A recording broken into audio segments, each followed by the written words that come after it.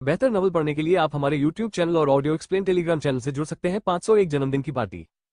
स्वागत। जब Huang Fang ने अपना निमंत्रण सौंपा तो दो लोग जो द्वार देवता की तरह थे, उनके चेहरे पर एक बड़ी मुस्कान थी। हालांकि वे हुआंग फैंग को नहीं जानते थे, फिर भी उन्होंने उसके प्रति अपना सबसे बड़ा उत्साह दिखाया। हुआंग फैंग ने बिना किसी बदलाव के अपना चेहरा हिलाया, फिर शांति से चले गए। प्रवेश करने के बाद हुआंग फैंग ने पाया कि यह जितना उसने सोचा था उससे कहीं अधिक शानदार था। आज भोज में शामिल होने के लिए यहाँ आए लोगों का नेतृत्व करने के लिए विशेष लोग थे, इसलिए हुआंग फैंग आसानी से उस मंजिल तक पहुंच गए जहां भोज आयोजित किया गया था। भोज इसी मंजिल के हॉल में आयोजित किया जाता है। इस समय हॉल को खूबसूरत तरीके से सजाया गया है। विभिन्न नाजुक सजावटें हर जगह देखी जा सकती है। हॉल का क्षेत्रफल 1000 वर्ग मीटर से अधिक है। इस समय हॉल में बहुत सारे लोग मौजूद थे। हुआंग फैंग पहले व्यक्ति नहीं है। मिस्टर न्यू, आप हाल ही में कहाँ अमीर हो रहे हैं? मैं मिश्रित भोजन कहाँ खा सकता हूँ? मैं भाई झांग से तुलना नहीं कर सकता। ऑन साइट हॉल में अधिक से अधिक लोग हैं। कई लोग जो सामान्य समय में इससे परिचित रहे हैं, यहाँ मिलने के बाद वे सभी उत्साहपूर्वक अभिवादन कर रहे हैं और बिना पोषण के शब्द कह रहे हैं। इतने बड़े पैमाने की पार्टी इन लोगों के लिए एक दूसरे को जानने का मौका है। बेशक यहाँ से ये भी देखा जा सकता है कि इस शहर में चैतन परिवार की ताकत क्या है। हुआंग फैंग को बैठने के लिए जगह मिली। उसने खूबसूरत वेटर से शराब पी और हॉल में लोगों की ओर देखकर अभिवादन किया। वो यहाँ किसी को नहीं जानता था, जाहिर है उसे बात करने के लिए कोई नहीं मिला। और हुआंग फैंग ने जल्द ही पाया कि चाहे पृथ्वी पर या इस स्थान पर, पार्टी में भाग लेने वाले इन लोगों के प्रदर्शन में कोई अंतर नहीं था। वे एक दूसरे के तथाकथित दोस्तों के साथ काम कर रहे थे और नए दोस्त बनाने की कोशिश कर रहे थे। जब सभी मेहमान आए तो भोज के मेजबान के रूप में पांडे भी उनके साथ उपस्थित हुए। वहां एक मोटे युवक के अलावा और भी कई लोग थे जो बागापन का एहसास देते थे। अन्य लोग उस व्यक्ति की गरिमा देते थे जो हमेशा श्रेष्ठ रहा है। युवा मास्टर पैन का चेहरा इतना बड़ा है। उनके जन्मदिन पर बहुत सारे संघीय कर्मचारी हैं। लॉर्ड वैड और संसद के कई अन्य सदस्यों के आगमन को देखें। इस समय हुआंग फैंग घटनास्थल पर मौजूद सभी लोगों की तरह खड़े हो गए और पांडे के आगमन की दिशा में देखने लगे। लेकिन उससे ज्यादा दूर नहीं, कोई पहले से ही इसके बारे में बात कर रहा था। यह उनका बड़ा चेहरा नहीं है, ये चारण परिवार में उनका बड़ा चेहरा है। उनके बगल में एक युवक जो स्पष्ट रूप से थोड़ा ईर्ष्यालु था, ने कहा कि वह भी एक बड़े परिवार का बच्चा है। हालांकि उनका परिवार चैतन परिवार की तुलना में कुछ भी नहीं था। इसलिए पेंडर्स भाइयों के लिए, जो पारिवारिक कारणों से अपने शकल में बहुत प्रमुख थे, उसने उन्हें अपने दिल में नीची दृष्टि से देखा और महसूस किया कि वे कुछ भी उल्लेखनीय नहीं थे। उस आदमी के बगल के लोगों ने कोई उत्तर नहीं दिया। आज आखिरकार वे पंडे के जन्मदिन की पार्टी में आए। ये कहना शर्मनाक होगा कि मेजबान की बात सुनी गई।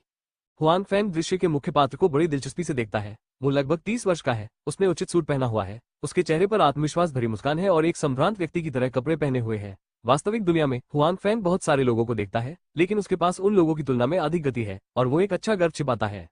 मेरे जन्मदिन की पार्टी में आने के लिए धन्यवाद। आज पांडे और हमारे चैतन परिवार से आप सभी मेरे दोस्त हैं। मुझे आशा है कि आप आज अच्छा समय बिता सकते हैं। पांडे सामने की मेज के बीच में खड़े हो गए और लोगों की निगाहों को महसूस किया। वो थोड़ा संतुष्ट हुआ। उसे फोकस होने का एहसास पसंद था और चाहे वो कहीं भी जाए, वो हमेशा फोकस में रहता था।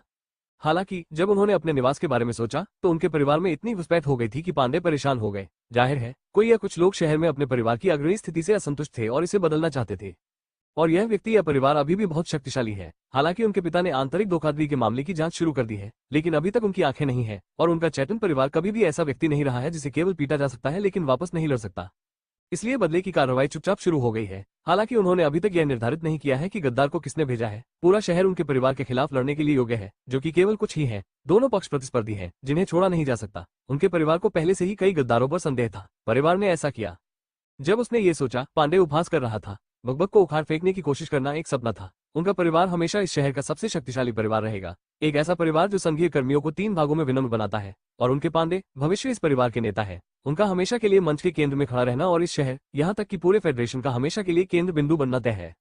पांडे की संक्षेप में बोलने के बाद भोज आधिकारिक तौर पर शुरू हुआ और दृश्य में अधिक सुखदायक संगीत भी बजने लगा। जो लोग अपनी सहेलियों को लेकर आए थे, वे अपनी सहेलियों को नृत्य के लिए आमंत्रित करने लगे। अगर वे नहीं भी लाते तो भी नाचने की इच्छा होने में कोई दिक्कत नहीं थी। चैतन परिवार ने माहौल को सक्रिय करने के लिए कई चमकीले सितारों और मॉडलों को घटनास्थल पर आने की व्यवस्था की। वे सभी सुंदर और उत्साही थे।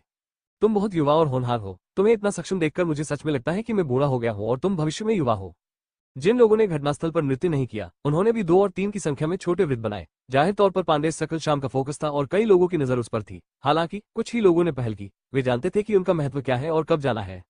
इस समय पीटन परिवार के मुखिया बुडापेस्ट पांडे के पास है। इस समय वो मुस्कुराहट और प्रसन्न चेहरे के साथ पांडे को देखता है। ऐसा लगता है कि वो इतनी युवा पीढ़ी को इस मुकाम तक बढ़ता देखकर बहुत खुश है। हालांकि जो लोग दोनों परिवारों के बारे में जानते हैं, वे जानते हैं कि चैतन परिवार और पीटन परिवार शहर में सबसे बड़े प्रतिद्वंद्वी है। उनके बीच कई क्षेत्रों में प्रतिस्पर्धा है। बेशक सतही तौर पर उन्हें अभी भी अच्छे संबंध बनाए रखने की जरूरत है। यदि कोई परिवार चैतन परिवार की जगह लेकर शहर का पहला परिवार बन सकता है, तो वो पेटन परिवार है।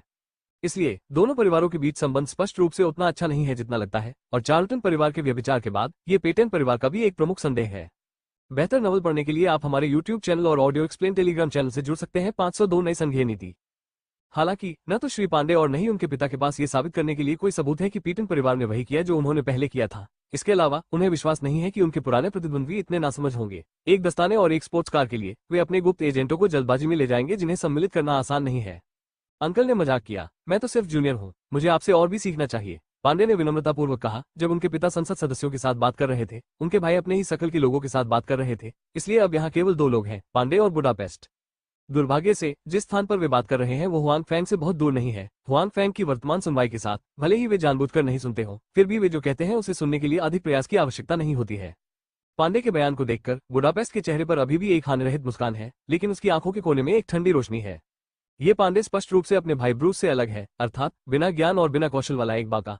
यदि भविष्य में चार्टन परिवार उसके हाथों में पड़ गया तो यह निश्चित रूप से थोड़े समय में विफल हो जाएगा। लेकिन ये स्पष्ट रूप से अलग है। ग्रेजुएशन के बाद उन्होंने अपनी खुद की कंपनी में कदम रखा, नीचे से कदम दर कदम उन्होंने अपना मौजूदा मुकाम हासिल किया है। हालांकि उनकी पहचान के कुछ कारण हैं, लेकिन ये देखा जा सकता है कि उनकी क्षमता खराब नहीं है। बुडापेस्ट को जो बात संकट का एहसास कराती है वो ये है कि उसके अपने परिवार की युवा पीढ़ी ज्यादातर ब्रूस की तरह आकर्षक है। पांडे जैसे बहुत कम लोग होते हैं, इसलिए उन्हें अपने परिवार के भविष्य की चिंता करनी होगी। दो लोग, एक बूढ़ी लोमड़ी और एक छोटी लोमड़ी, वहां बातें कर रहे थे। बाद में पांडे के पिता, पार्षद और शहर के सरकारी अधिकारी भी बातचीत में शामिल हो गए, जिनमें से अधिकांश सिर्फ निवेश परियोजनाएं थी।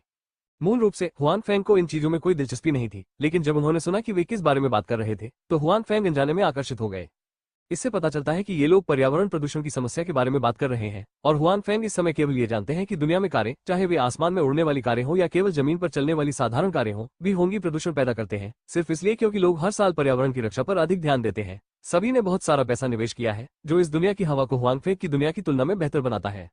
हालांकि पर्यावरण प्रबंधन की लागत हर साल बढ़ रही है। अगर सरकार के पास पैसा है भी तो वो इसे इस तरह खर्च नहीं कर सकती। इसलिए कुछ साल पहले सरकार ने उन बड़े परिवारों या बड़ी प्रौद्योगिकी कंपनियों को उस तकनीक का अध्ययन करने का प्रस्ताव दिया जो कम लागत में पर्यावरण का प्रबंधन कर सकती है।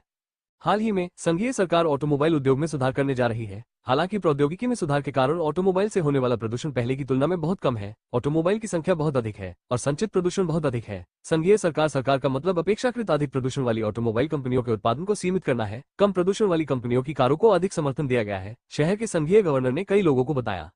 इस सरकार के अधिकारियों का इरादा गुप्त रखना नहीं है। साइट पर मौजूद दो परिवार इस शहर के शीर्ष परिवार हैं।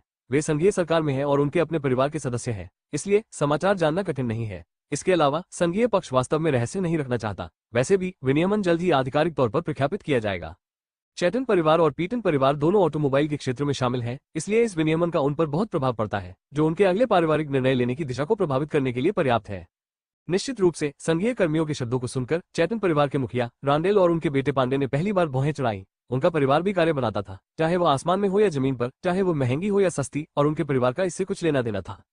इसके अलावा वे ये भी जानते हैं कि उनके परिवार द्वारा उत्पादित कार्य गति और सुरक्षा में बेहतर है, जिससे अतीत में उनकी बिक्री का प्रदर्शन अच्छा नहीं रहा है। हालांकि पर्यावरण संरक्षण में उनका कोई लाभ नहीं है, जिस पर उन्होंने अतीत में अधिक ध्यान नहीं दिया है। आखिरकार पर्यावरण संरक्षण का समाधान हमेशा संघीय सरकार द्वारा किया गया है और वे इसमें निहित है, मुझे ज्यादा परवाह नहीं है।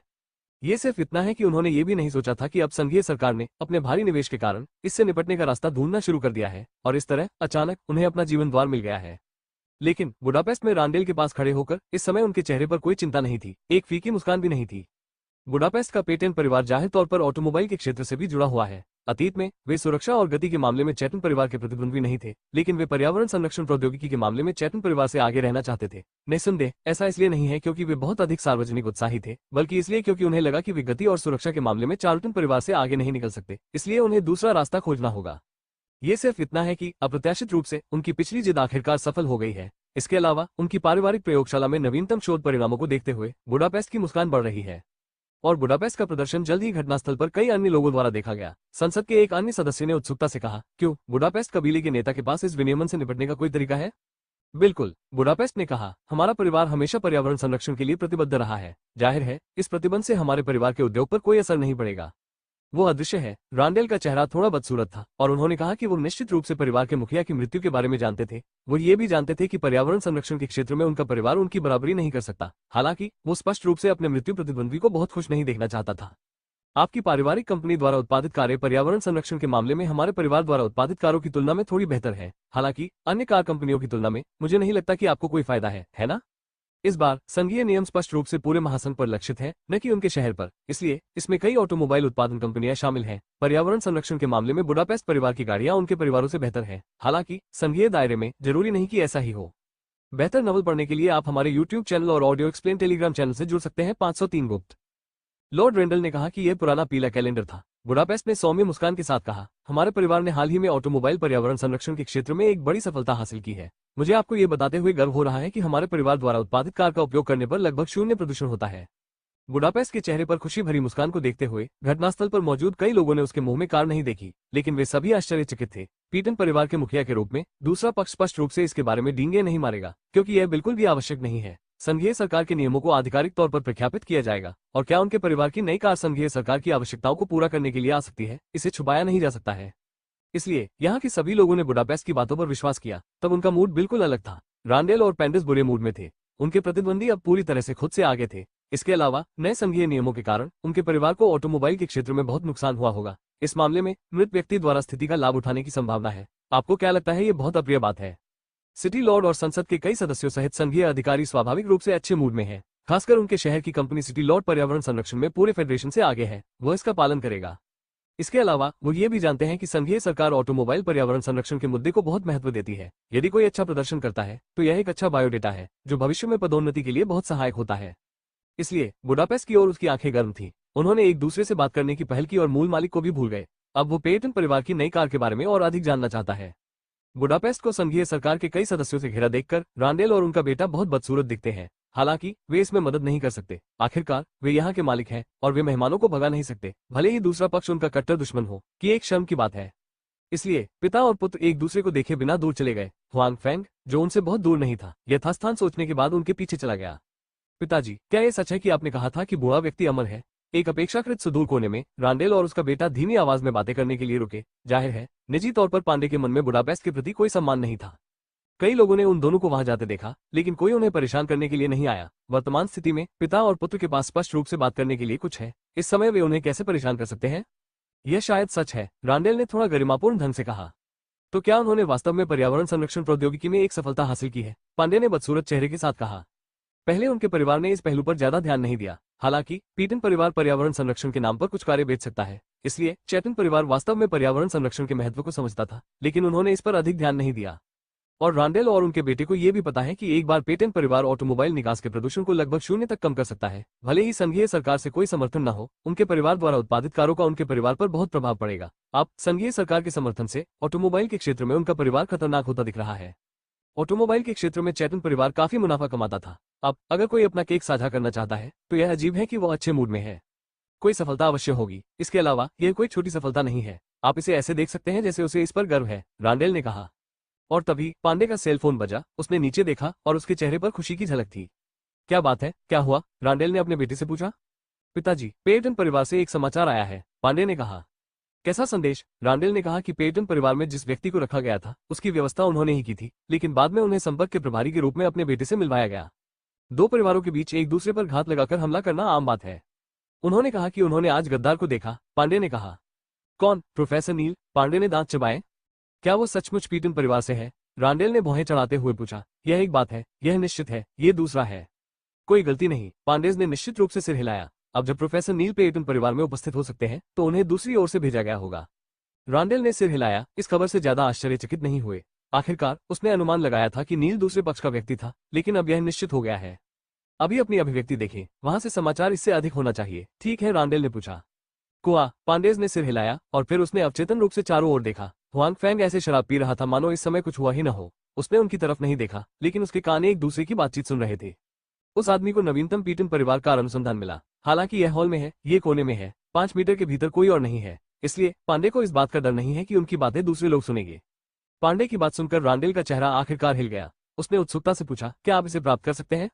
कुछ कठिनाइयां? पांडे निश्चित नहीं है। हालांकि उस व्यक्ति ने जानकारी देखी। जब तक पीटन परिवार सभी मूर्ख नहीं है, वे जानकारी की सुरक्षा पर ध्यान केंद्रित करेंगे। जानकारी प्राप्त करना आसान नहीं है।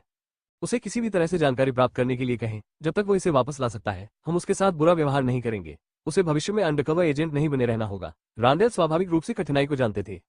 हालांकि ये जानकारी दोनों परिवारों के लिए बहुत महत्वपूर्ण है। यदि पीटन परिवार को यह जानकारी होती तो वे जल्द ही ऑटोमोबाइल उत्पादन के क्षेत्र में अपने ही परिवारों से आगे निकल जाते, जो निश्चित रूप से उनके परिवारों के लिए एक बड़ा झटका होगा। जब तक उसके परिवार को वो जानकारी मिलती है, यह न केवल उसके परिवार की ताकत को बढ़ा सकता है, बल्कि पीटन परिवार की ताकत पर भी हमला कर सकता है। यह एक पत्थर से दो शिकार कर रहा है। रांडेल अविचल नहीं रह सकता। बेहतर नॉवल पढ़ने के लिए आप हमारे यूट्यूब चैनल और ऑडियो एक्सप्लेन टेलीग्राम चैनल से जुड़ सकते हैं। 504 छोटा रहस्य। पांडे ने सिर हिलाया। वो जानकारी के महत्व को भी जानता था, इसलिए वो अपने पिता की कार्यप्रणाली को समझ सकता था।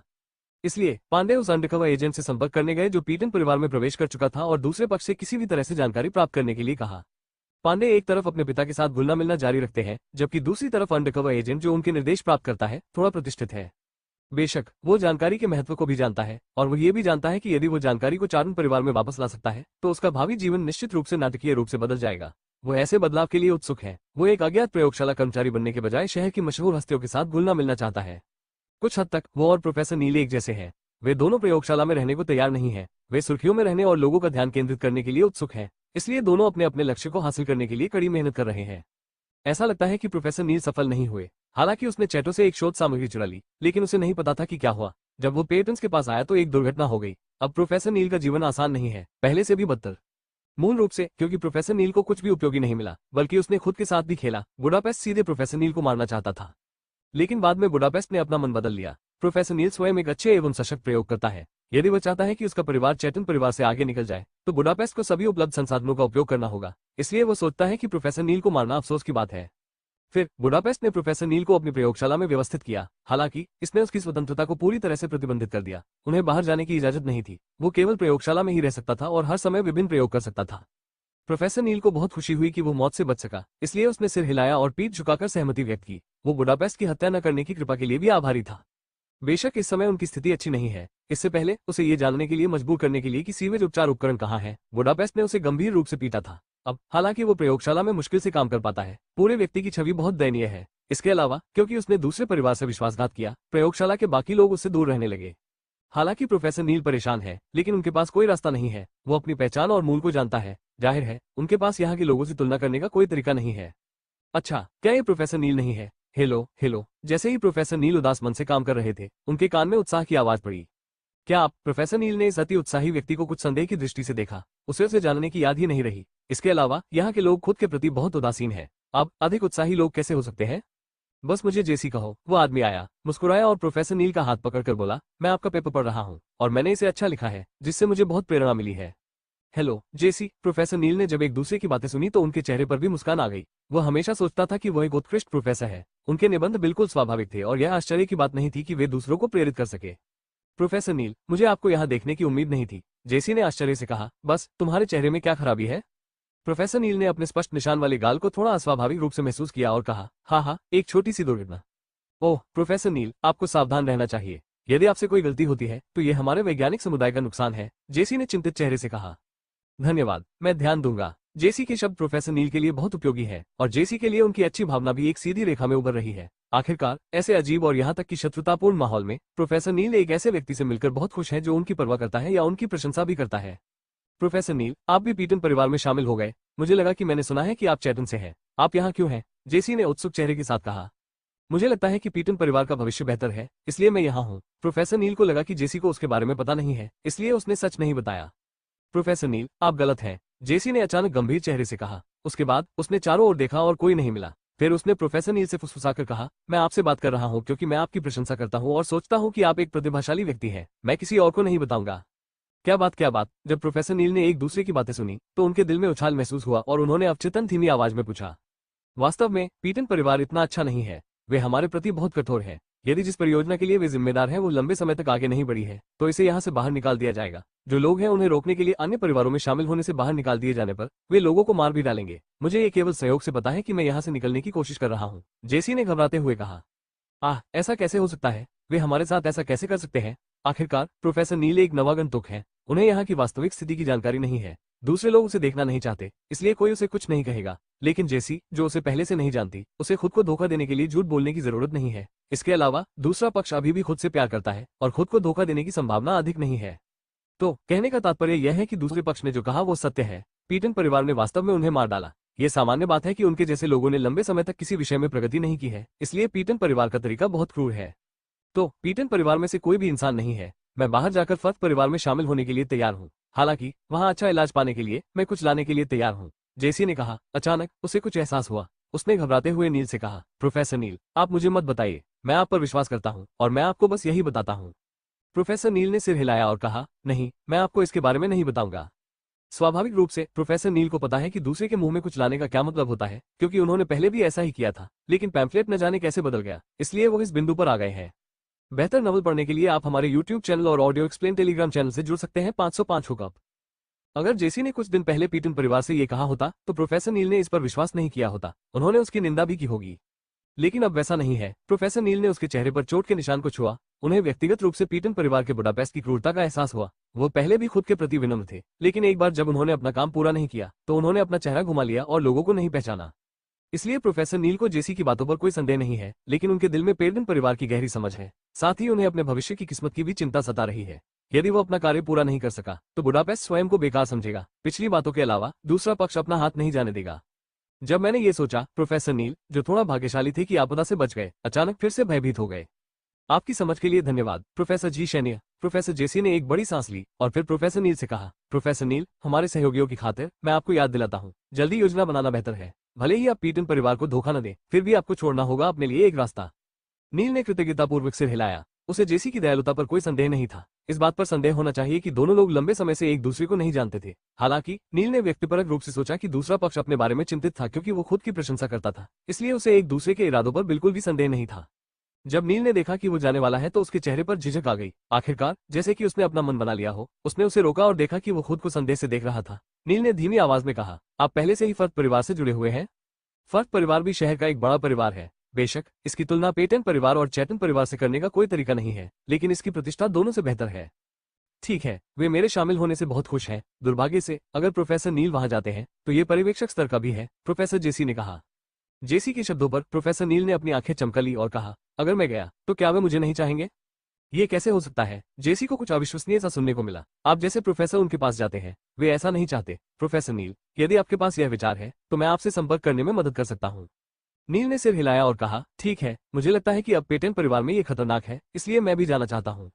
ये बहुत अच्छा है, फर्क परिवार आपका स्वागत करेगा, जेसी ने खुशी से कहा। नील दूसरे पक्ष से अधिक जानता है। आखिरकार वो एक परिवार से अलग हो गया है। वो सोचता है कि जेसी को इसके बारे में पता नहीं है। अब उसे दूसरे परिवार को धोखा देना होगा। फर्क परिवार के लिए खुद को स्वीकार करना थोड़ा मुश्किल हो सकता है। जब वो इस बारे में सोचता है तो वो सोचता है कि जेसी ने पहले क्या कहा था। यदि वो अतीत में कुछ ला सकता है तो उसे इसे स्वीकार करने के लिए तैयार रहना चाहिए। यदि वो अतीत में कुछ ला सकता है तो उसके लिए प्रबंधन पद पर आना असंभव नहीं है।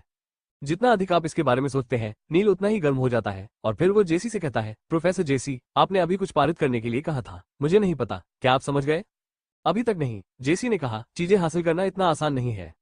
ये बिल्कुल सही है, आइए मिलकर कोई रास्ता खोजे, फिर भले ही हम उन्हें एक साथ लाए। आप क्या सोचते हैं? नील ने कहा कि वो जेसी को नहीं भूल सकता। आखिरकार दूसरा पक्ष उसका परिचय करता है, इसलिए वो दूसरे पक्ष के साथ कार्य करना चाहता है और फिर फर्क परिवार उन्हें एक साथ स्वीकार करेगा।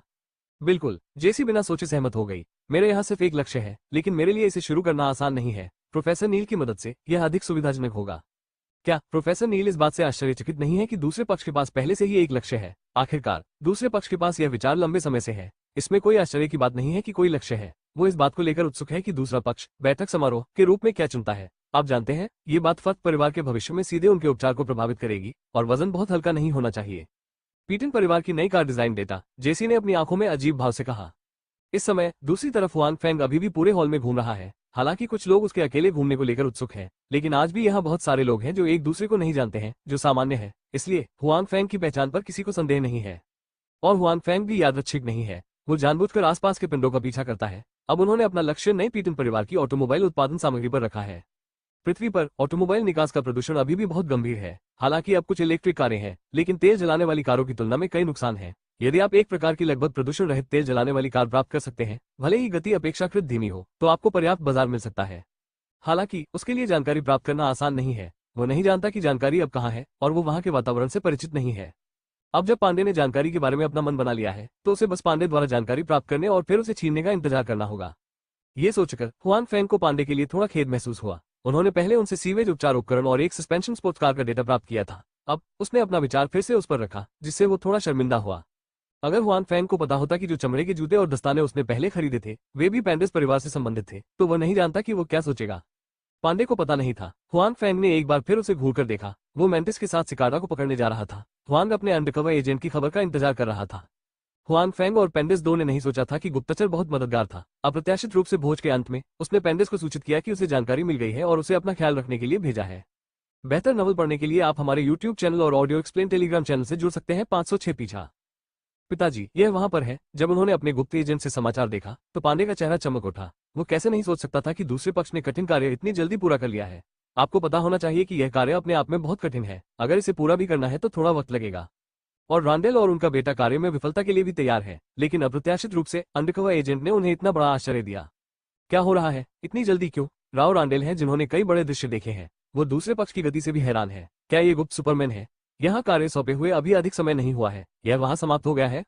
मुझे नहीं पता। ये सिर्फ इतना है कि मुझे यह मिल गया है। जहां तक प्रक्रिया की बात है, मैंने यह नहीं कहा। मुझे लगता है कि यह बहुत जरूरी है। उस मामले में, पांडे ने कहा, दूसरे पक्ष के लिए विस्तार से कहना असंभव है कि क्या हुआ। हाँ, आपको लोगों को तुरंत कार्यभार संभालने की व्यवस्था करनी होगी और यह सुनिश्चित करना होगा कि जानकारी सुरक्षित है। रैंडल ने झट से कहा कि वह भी जानते हैं कि यह सवाल पूछने का समय नहीं है। किसी भी अन्य चीज की तुलना में कार्य को खत्म करना अधिक महत्वपूर्ण था। हाँ, पांडे ने उत्तर दिया। वहां हुआंग फैंग भी पेंडिस परिवार के अंडरकवर एजेंट की गति और क्षमता से आश्चर्यचकित है। ये बहुत मजबूत है। इस जानकारी का महत्व कहने की आवश्यकता नहीं है। और दूसरा परिवार चैटिन के परिवार से थोड़ा ही खराब है। रक्षा उपाय बहुत सख्त होने चाहिए। लेकिन अब पेंडिस परिवार का अंडरकवर एजेंट बहुत तेज है। आदमी 007 है तो गाय। वास्तव में हुआंग फैंग और रांडेल को यह नहीं पता है कि प्रोफेसर नील गुप्त नहीं है, बल्कि वह हैं जो इस मामले में मुख्य भूमिका निभाते हैं। ये कहना होगा कि प्रोफेसर नील के पास वैज्ञानिक अनुसंधान में सामान्य क्षमता है और वो हमेशा अपने बारे में अच्छा महसूस करते हैं। हालांकि वो अभी भी कुटिल विचारों और साजिशों में बहुत अच्छा है। इस बार भी वो नेता बने हुए हैं। पिछले तुलनीय प्रोफेसर को धोखा देने के अनुभव के साथ प्रोफेसर नील ने इस बार भी कार्य अधिक आसानी से पूरा कर लिया। बेशक प्रोफेसर जेसी की खूबियां भी हैं। आखिरकार प्रोफेसर नील की प्रतिष्ठा यहाँ बहुत अच्छी नहीं है, लेकिन प्रोफेसर जेसी यहाँ पुराने परिचित हैं और पारस्परिक संबंध भी अच्छे हैं, इसलिए प्रोफेसर नील के लिए यह आसान है। लेकिन इस बार सामग्री अब एक पुस्तिका नहीं है, बल्कि सामग्रियों का एक मोटा ढेर है। इतनी सारी सामग्रियों के साथ बाहर जाना बहुत ही सुस्पष्ट होना चाहिए। इसलिए प्रोफेसर जेसी को सभी सामग्रियों को शूट करने के लिए अपने तैयार किए गए माइक्रो कैमरे का उपयोग करना पड़ा, जिसमें बहुत समय की देरी होगी। हालांकि वे बाहर जाने की जल्दी में हैं। आखिरकार वे किसी भी समय मिल सकते हैं, लेकिन वे केवल उन सामग्रियों की तस्वीरें लेने में समय बिता सकते हैं जो भविष्य में उनका मौलिक है। बुडापेस्ट परिवार का लैब कीपर पूर्ण रूप से मूर्ख नहीं है, इसलिए जब जेसी और नील ने तस्वीरें लेना समाप्त कर लिया तो वे थोड़े समय के लिए लैब से बाहर चले गए और उनके व्यवहार का पता चला। इसलिए लैब के प्रमुख ने जेसी और नील को पकड़ने के लिए समय का सदुपयोग करते हुए अपने बॉस से संपर्क किया और यहाँ की स्थिति की रिपोर्ट दी। और प्रसारण की परतों के बाद बुडापेस्ट, जो पांडे की जन्मदिन की पार्टी में शामिल हुए थे, को भी इसके बारे में पता चला। उसके चेहरे पर घबराहट के भाव थे। वो जानकारी के महत्व को जानता था, इसलिए उसने तुरंत अपने परिवार के अधीनस्थों से 2 लोगों को पकड़ने के लिए और लोगों को भेजने के लिए कहा और वो गिरफ्तारी का निर्देश देने के लिए घर वापस जाने के लिए तैयार था। अंकल बुडापेस्ट, थोड़ी देर के लिए मत खेलो। ये देखकर कि बुडापेस्ट जाने की जल्दी में था, पांडे मन ही मन जानते थे कि दूसरे पक्ष को प्रयोगशाला के बारे में पहले से ही पता होगा। इसलिए वे आए और मुस्कुराते हुए कहा, यदि वो दूसरे पक्ष को रख सके तो ये सबसे अच्छा होगा। नहीं, कृपया आनंद लीजिए। हालांकि उनके परिवार में कुछ हुआ था, इसका संबंध चैटों से भी हो सकता है, लेकिन पांडे का सामना करते समय बुडापेस्ट ने फिर भी एक मुस्कान निचोड़ ली। एक गहरे शहर वाले व्यक्ति के लिए युवा पीढ़ी के सामने अपना आपा खोना बिल्कुल असंभव है। बाद में अन्य अच्छे कार्यक्रम होंगे। अंकल बुडापेस्ट थोड़ी देर रुकेंगे और जाने से पहले कुछ देर खेलेंगे, पांडे ने उत्साह से कहा। नहीं, मुझे कुछ करना है। चलो पहले चलें और अपने पिता को अलविदा कहें। बुडापेस्ट, पांडे के प्रतिधारण की परवाह किए बिना रांडेल को नमस्ते कहे बिना ही निकल गया, जो कुछ ही दूरी पर सामाजिक संपर्क में था, जिससे पता चलता है कि वो कितना चिंतित था। वो चला गया है। जल्द ही रांडेल पेंडिस की तरफ आए, बुडापेस्ट के पीछे की ओर देखा और धीरे से पूछा, ठीक है, मैं जल्दी में हूँ। शायद मुझे कार की जानकारी पहले से ही पता है, पांडे ने कहा। क्या वहाँ कोई खबर है? रांडेल ने कहा। अभी तक नहीं, पांडे ने अपना सिर हिलाया और कहा, और इसी समय उसका सेल फोन फिर से बज उठा। इस बार जो फोन आया वो उसका गुप्त फोन था। हेलो, ये कैसा है? आप मिल गए? कोई आपका पीछा कर रहा है? तो जल्दी से नंबर 111 फनिंग डेजी पर जाएं, जहां मैं आपसे मिलने के लिए किसी की व्यवस्था करूंगा, पांडे ने फोन पर कहा। वे वास्तव में खोजे गए हैं, लेकिन अच्छी खबर यह है कि सब कुछ सामने आ गया है। पांडे ने फोन रख दिया और अपने पिता से कहा, अधिक लोगों को भेजें और सुनिश्चित करें कि सब कुछ सुरक्षित है, रांडेल ने कहा।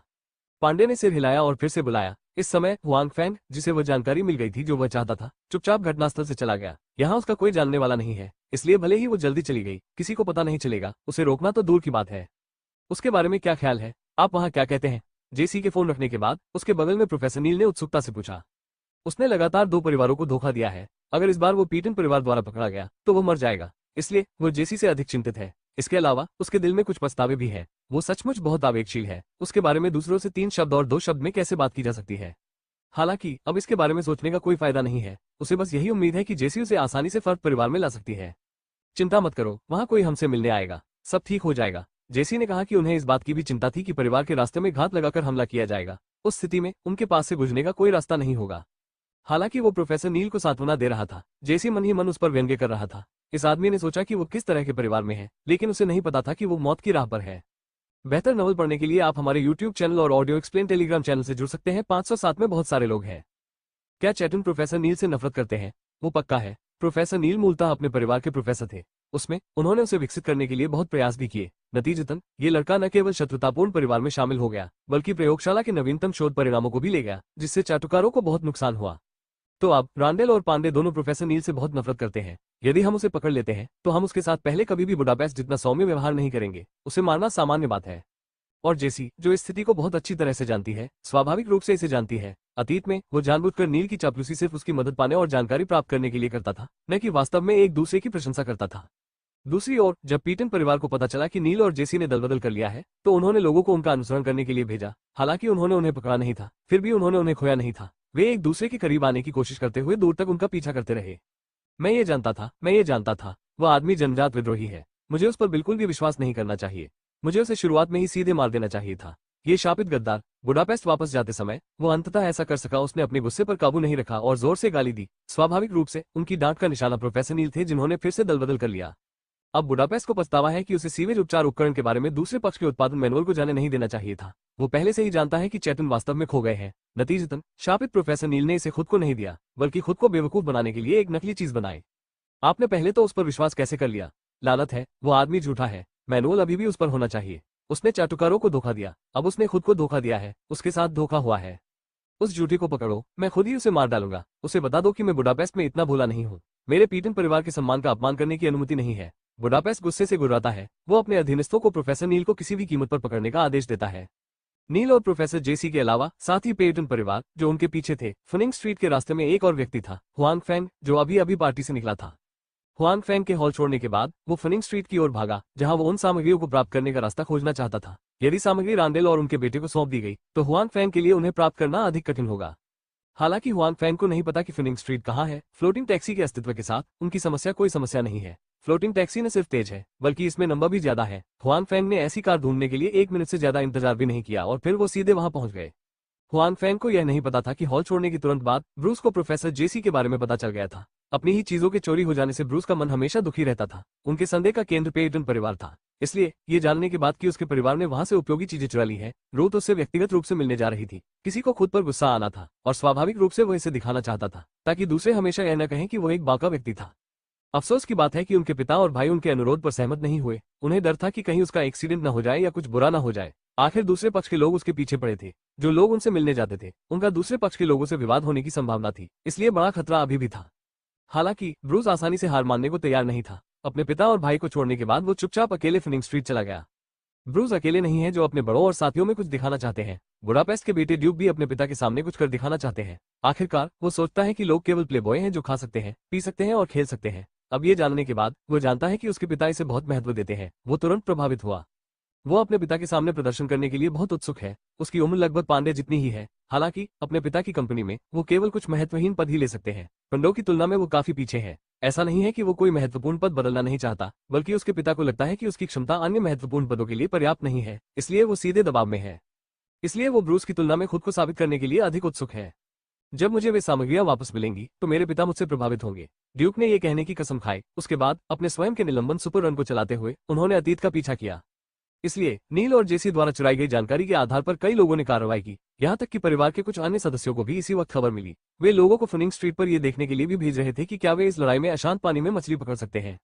इस समय हुआंग फेंग, नील और जेसी, जो घटना में शामिल थे, को नहीं पता था कि आसपास कई लोग थे। वास्तव में इस रोष के लिए बुडापेस्ट को दोषी नहीं ठहराया जा सकता, क्योंकि आखिरकार लंबे समय के प्रयास के बाद डेटा उनकी पारिवारिक प्रयोगशाला द्वारा प्राप्त किया गया था और नील और जेसी ने डेटा चुरा लिया और मूल पांडुलिपि को जला दिया। इस प्रकार दुनिया में केवल उन दोनों के माइक्रो कैमरों में ही वो जानकारी होती है जो अधिक मूल्यवान भी लगती है।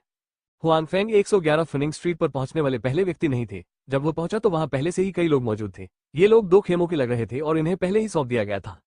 यह एक बड़ा विला है। हालांकि सौंप दिए जाने के कारण गेट पर कोई नहीं देख रहा है। हुआंग फेंग गर्व और सहजता के साथ इसमें प्रवेश करता है। हालांकि ऐसा लगता है कि अंदर के लोग बहुत संयमित हैं। वे केवल मुट्ठियों और पैरों का प्रयोग करते हैं, हथियारों का नहीं। दोनों तरफ कई लोग हैं। लड़ने वाली भीड़ के किनारे पर हुआन फैंग ने सफेद कोट में 2 लोगों को भी देखा। इस वक्त दोनों लोग घबराकर मैदान पर हो रही लड़ाई को देख रहे थे। वे लड़ाई में हिस्सा लेने या भागने नहीं गए थे। हुआन फैंग ने अनुमान लगाया कि वे दो लोग होने चाहिए जो पीटन परिवार की प्रयोगशाला से भाग गए थे और कारों के बारे में उत्पादन सामग्री उन पर होनी चाहिए। हुआन फैंग काम पर जाने ही वाला था। अचानक उसने 2 तैरती कारों को अलग अलग दिशाओं से आते देखा, लेकिन वे लगभग एक ही समय पर यहां पहुंची। बेहतर नॉवल पढ़ने के लिए आप हमारे YouTube चैनल और ऑडियो एक्सप्लेन टेलीग्राम चैनल से जुड़ सकते हैं। 508 को तर्क। हुआन फैंग थोड़ी देर के लिए ऊपर जाने के लिए तैयार है। वो देखना चाहता है कि वो कौन है और फिर वो शुरू करेगा। अब वो अधिक स्थिर है। आखिर बात कहाँ है, इससे कोई फर्क नहीं पड़ता कि इसे घटनास्थल से कौन ले रहा है, वो आगे शुरू कर सकता है। इस समय 2 सस्पेंशन स्पोर्ट्स कारें लगभग एक ही समय में जमीन पर गिर गई और ब्रूस और ड्यूक उनमें से बाहर आ गए। उनमें से किसी को भी यहाँ होने की उम्मीद नहीं थी। इस समय जब वे एक दूसरे से मिले तो थोड़ा चौंक गए। ये दोनों शहर के शीर्ष दूसरी पीढ़ी के शकल के सदस्य हैं और खेलने का आनंद लेते हैं। वे आमतौर पर एक दूसरे को जानते हैं और अक्सर एक दूसरे से मिलते भी हैं। हालांकि पारिवारिक कारणों से उनका रिश्ता अच्छा नहीं है और वे हमेशा जैसे को तैसा का व्यवहार करते हैं। ब्रूस, आप यहाँ कैसे हैं? क्या आपके परिवार ने हमारी ऑटोमोबाइल उत्पादन सामग्री चुरा ली है? एक पल की झिझक के बाद ड्यूक समझ गया कि क्या हो रहा था। दूसरे पक्ष को जानकारी लेने के लिए यहाँ आना चाहिए जैसा कि उन्होंने किया। पहले उनके परिवार को केवल ये संदेह था कि यह मामला चैटन परिवार से संबंधित था, लेकिन कोई सबूत नहीं था। लेकिन अब जब मैं ब्रूस को यहाँ देखता हूँ तो सब कुछ स्पष्ट हो गया है। ये चैटन ही है जिन्होंने ये किया। ब्रूस आमतौर पर कुछ मौज मस्ती करता है, लेकिन वो पूरी तरह से बुद्धिहीन व्यक्ति नहीं है। हालांकि दोनों पक्ष अनुमान लगा सकते हैं कि दूसरे पक्ष ने ऐसा किया है, लेकिन वे इसे स्वीकार नहीं कर सकते। मुझे नहीं पता कि आप किस बारे में बात कर रहे हैं। ब्रूस विला की ओर चला गया और बोला, ये हमारा विला है, क्या मैं नहीं आ सकता? लेकिन आप, हमारी अनुमति के बिना आपको किसने अंदर आने दिया? ड्यूक ने बदसूरत चेहरे के साथ कहा, ब्रूस, तुम्हें मेरे यहाँ आने के उद्देश्य के बारे में स्पष्ट होना चाहिए। मैं वास्तव में नहीं जानता, मैं जानना नहीं चाहता। कृपया अब मेरा विला छोड़ दे, अन्यथा पुलिस को फोन करने और यह कहने के लिए मुझे दोष न दे कि आप खुले घर में घुस आए हैं। ब्रूस ने धमकी दी। यदि आप चाहते हैं कि मैं जाऊं तो आप जा सकते हैं, हालांकि आपको मुझे हमारे परिवार की चीजें वापस देनी होंगी और 2 गद्दारों को सौंपना होगा। ड्यूक ने चुपचाप कहा, जाहिर तौर पर ब्रूस से भयभीत नहीं हुआ। मुझे नहीं पता, मैं समझ नहीं पा रहा हूं कि आप किस बारे में बात कर रहे हैं। जल्दी करो और चले जाओ। ब्रूस फिर से लाइन से नीचे चला गया। इस समय वे पहले से ही विला के गेट पर हैं। इस समय एक आकृति अचानक विला हॉल से बाहर निकलती है, गेट को तोड़ देती है और फिर उनके सामने गिर जाती है। पहले वो लोग विला के हॉल में लड़ रहे थे। इस समय अंदर की लड़ाई स्पष्ट रूप से अधिक भयंकर थी और कुछ लोगों को पीटा गया था। ब्रूस और ड्यूक दोनों अचानक स्थिति से चौंक गए और फिर सफेद कपड़े पहने 2 लोग उनके पास से भागे। हालांकि जब उन्होंने ब्रूस और ड्यूक को देखा तो उनके भाव स्पष्ट रूप से भिन्न थे। मास्टर ब्रूस, क्या आप यहाँ हैं? ये जानकारी है, यह इसमें है। जब जेसी ने ब्रूस को देखा तो उसने तुरंत श्रेय मांगा और कहा कि वो स्पष्ट रूप से ब्रूस को जानता है। इस शहर में आज भी अपने हीरो के नाम की धूम है। जेसी को स्वाभाविक रूप से पता था कि वो चैटन परिवार का सदस्य था और प्रोफेसर नील भी ब्रूस को जानते हैं। आखिरकार उन्होंने पहले भी लंबे समय तक चैटन परिवार प्रयोगशाला में काम किया है। हालांकि ब्रूस प्रयोगशाला का प्रभारी नहीं है, वो अपने भाई पांडे के साथ प्रयोगशाला में गया है, इसलिए नील स्वाभाविक रूप से उसे जानता है। बात बस इतनी है कि जब प्रोफेसर नील अपने पूर्व बॉस को दोबारा देखते हैं तो उनका चेहरा बहुत बदसूरत हो जाता है। बेशक वो जानता है कि उसने पहले चैटन परिवार को धोखा दिया था। चैटन परिवार उसे कभी जाने नहीं देगा। मुख्य बात यह है कि उसने पर्चा खो दिया है, अन्यथा अगर उसने इसे वापस सौंप दिया तो चैटन परिवार के पास जीने का एक रास्ता हो सकता है। जेसी, तुमने मुझसे झूठ बोला। इस समय प्रोफेसर नील को समझ आ गया कि क्या हो रहा है। जेसी खुद की तरह एक जासूस है, लेकिन वो फर्क परिवार का गुप्तचर नहीं है, बल्कि चैटन परिवार का गुप्तचर है और उसने मूर्खतापूर्वक एक दूसरे पर विश्वास भी किया और अब वो मर चुका है। नील, मैं तुम्हें इसके लिए दोषी नहीं ठहरा सकता। मूर्ख होने के लिए खुद को दोषी ठहराओ। यह विश्वास करना मूर्खता है कि कोई तुम्हारे जैसे व्यक्ति का प्रशंसक है। जेसी ने आत्मसंतुष्टता से कहा कि जब से ब्रूस आया है वो जब चाहे तब आना चाहेगा। उनका व्यवसाय स्थिर है, इस समय गर्व करने की कोई बात नहीं है। प्रोफेसर, आप। नील शर्मा गए और जेसी की ओर इशारा किया, लेकिन उन्हें नहीं पता था कि क्या कहना है। प्रोफेसर नील अब दहशत से भर गए हैं। हालांकि घटनास्थल पर ब्रूस के अलावा एक और व्यक्ति भी है, लेकिन वो उससे मित्रवत व्यवहार नहीं करेगा क्योंकि वो पीटन परिवार से है और मैंने अभी पेटन परिवार को चुराया है। कहने का तात्पर्य यह है कि घटनास्थल पर आए लोगों के 2 समूह, अपनी तरफ से कोई नहीं, आपस में शत्रुतापूर्ण है। सूचना की प्रतियोगिता में चाहे कोई भी जीते, अंत में नुकसान उसे ही होगा। प्रोफेसर नील के खराब मूड के अलावा ब्रूस का मूड भी खराब था। वो जेसी को पहले से नहीं जानता था। आखिरकार जेसी पांडेज के संपर्क में था, लेकिन वो जानता था कि उसके परिवार का पीटन परिवार में एक गुप्तचर था। इसलिए जब जेसी ने जो कहा वो कहा तो वो जानता था कि वो व्यक्ति जेसी था। लेकिन अब वो जेसी का मुंह और उसने अभी जो कहा उसे बंद करने के लिए इंतजार नहीं कर सकता। आखिरकार उसने ड्यूक से जो कहा उसका उसके परिवार से कोई लेना देना नहीं है। हालांकि जेसी, जिसके पास कोई दिमाग नहीं है, सिर्फ श्रेय मांगना और सब कुछ कहना चाहता है, ये बेकार है, भले ही वो इसे स्वीकार न करे। ब्रूस, तुम और क्या कहना चाहते हो? ड्यूक ने ब्रूस को निराशा से देखा और कहा, मैं क्या कह सकता हूँ, मैं इस आदमी को नहीं जानता, ब्रूस ने कहा और साथ ही जेसी पर एक भयंकर नजर डाली। और जेसी को ऐसा लग रहा था कि उसने कुछ ऐसा कहा है जो उसे नहीं कहना चाहिए। ब्रूस की आंखों में देखकर उसने अपनी गर्दन सिकोड़ ली और बात करना बंद कर दिया।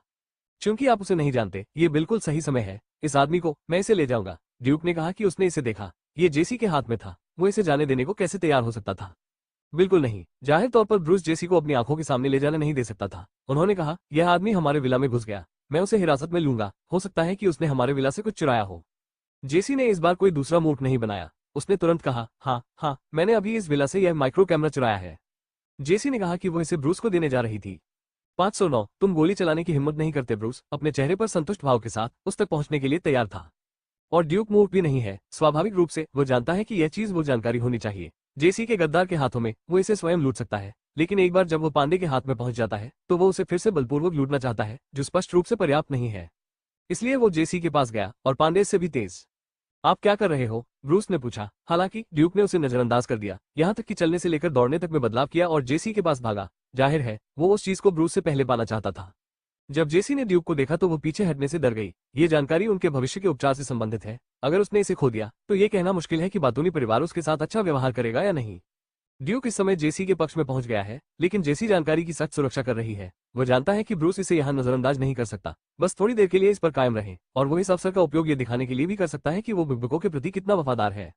धिक्कार है ड्यूक, तुम क्या करना चाहते हो? ये हमारा पारिवारिक सामान है। ब्रूस दहाड़ा और फिर वो आगे आने और ड्यूक को खींचने के लिए तैयार था। इस समय हॉल में लड़ने वाले सभी लोग बाहर आ गए, लेकिन जब ब्रूस और ड्यूक शामिल हो गए तो उन्हें नहीं पता था कि क्या करना है। मैं नहीं जानता कि जेसी का अपनी शक्ति पर नियंत्रण नहीं था या वो अपने भावी स्वामी के सामने खुद को दिखाने के लिए उत्सुक नहीं था। संक्षेप में, उसने ड्यूक को अचानक लात मार दी और दूसरा पक्ष रुकने से पहले कई बार जमीन पर लुढ़का। फिर उसने जेसी की ओर देखा, जिसने खुद को शर्मिंदा कर लिया।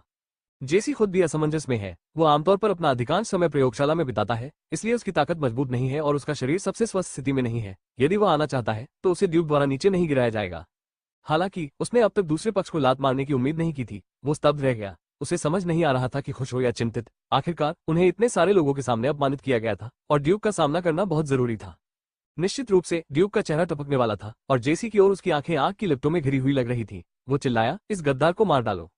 स्वाभाविक रूप से उन्होंने यह बात अपने परिवार के अंगरक्षकों से कही। बिना किसी हिचकिचाहट के वे अंगरक्षक जेसी के पास पहुंचे, जो अभी भी बेहोशी की हालत में था, और उसे मुट्ठियों और पैरों से घेर लिया। तुम क्या कर रहे हो? मेरी मदद करो, ब्रूस ने अपने अंगरक्षक से कहा। इस समय अंगरक्षक वापस आए और ऊपर पहुंचे। हालांकि जाहिर तौर पर इसमें थोड़ी देर हो चुकी थी। पीटन परिवार के लोगों ने जब अपने युवा स्वामी का आदेश सुना तो उन्होंने अपने हाथ नहीं छोड़े। इसके अलावा उनके आने से पहले उन्हें बुडापेस्ट मास्टर से आदेश मिला। उन्हें चीजें वापस पाने के लिए सब कुछ करना चाहिए। पहले जब वे चैतन परिवार के अंगरक्षकों से लड़ रहे थे तब भी उनमें कुछ ताकत थी। वे मरने से डरते थे। उन्हें दोनों परिवारों के बीच अधिक झगड़े होने का डर था। हालांकि अब उनके पास अपने ही परिवार के गद्दारों के आगे कोई ताकत नहीं है। इसलिए जल्द ही जेसी को पीट पीट कर मार डाला गया और उसके पास मदद के लिए पुकारने की ताकत नहीं थी। इससे पहले वो ड्यूक को लात मार सकता था। ऐसा इसलिए था क्योंकि ड्यूक को शराब और रंग पसंद था और उसका शरीर खोखला हो गया था, इसलिए वो अपने पैर का विरोध नहीं कर सका। हालांकि उसके पास इन क्रूर अंगरक्षकों के सामने लड़ने की ताकत नहीं थी।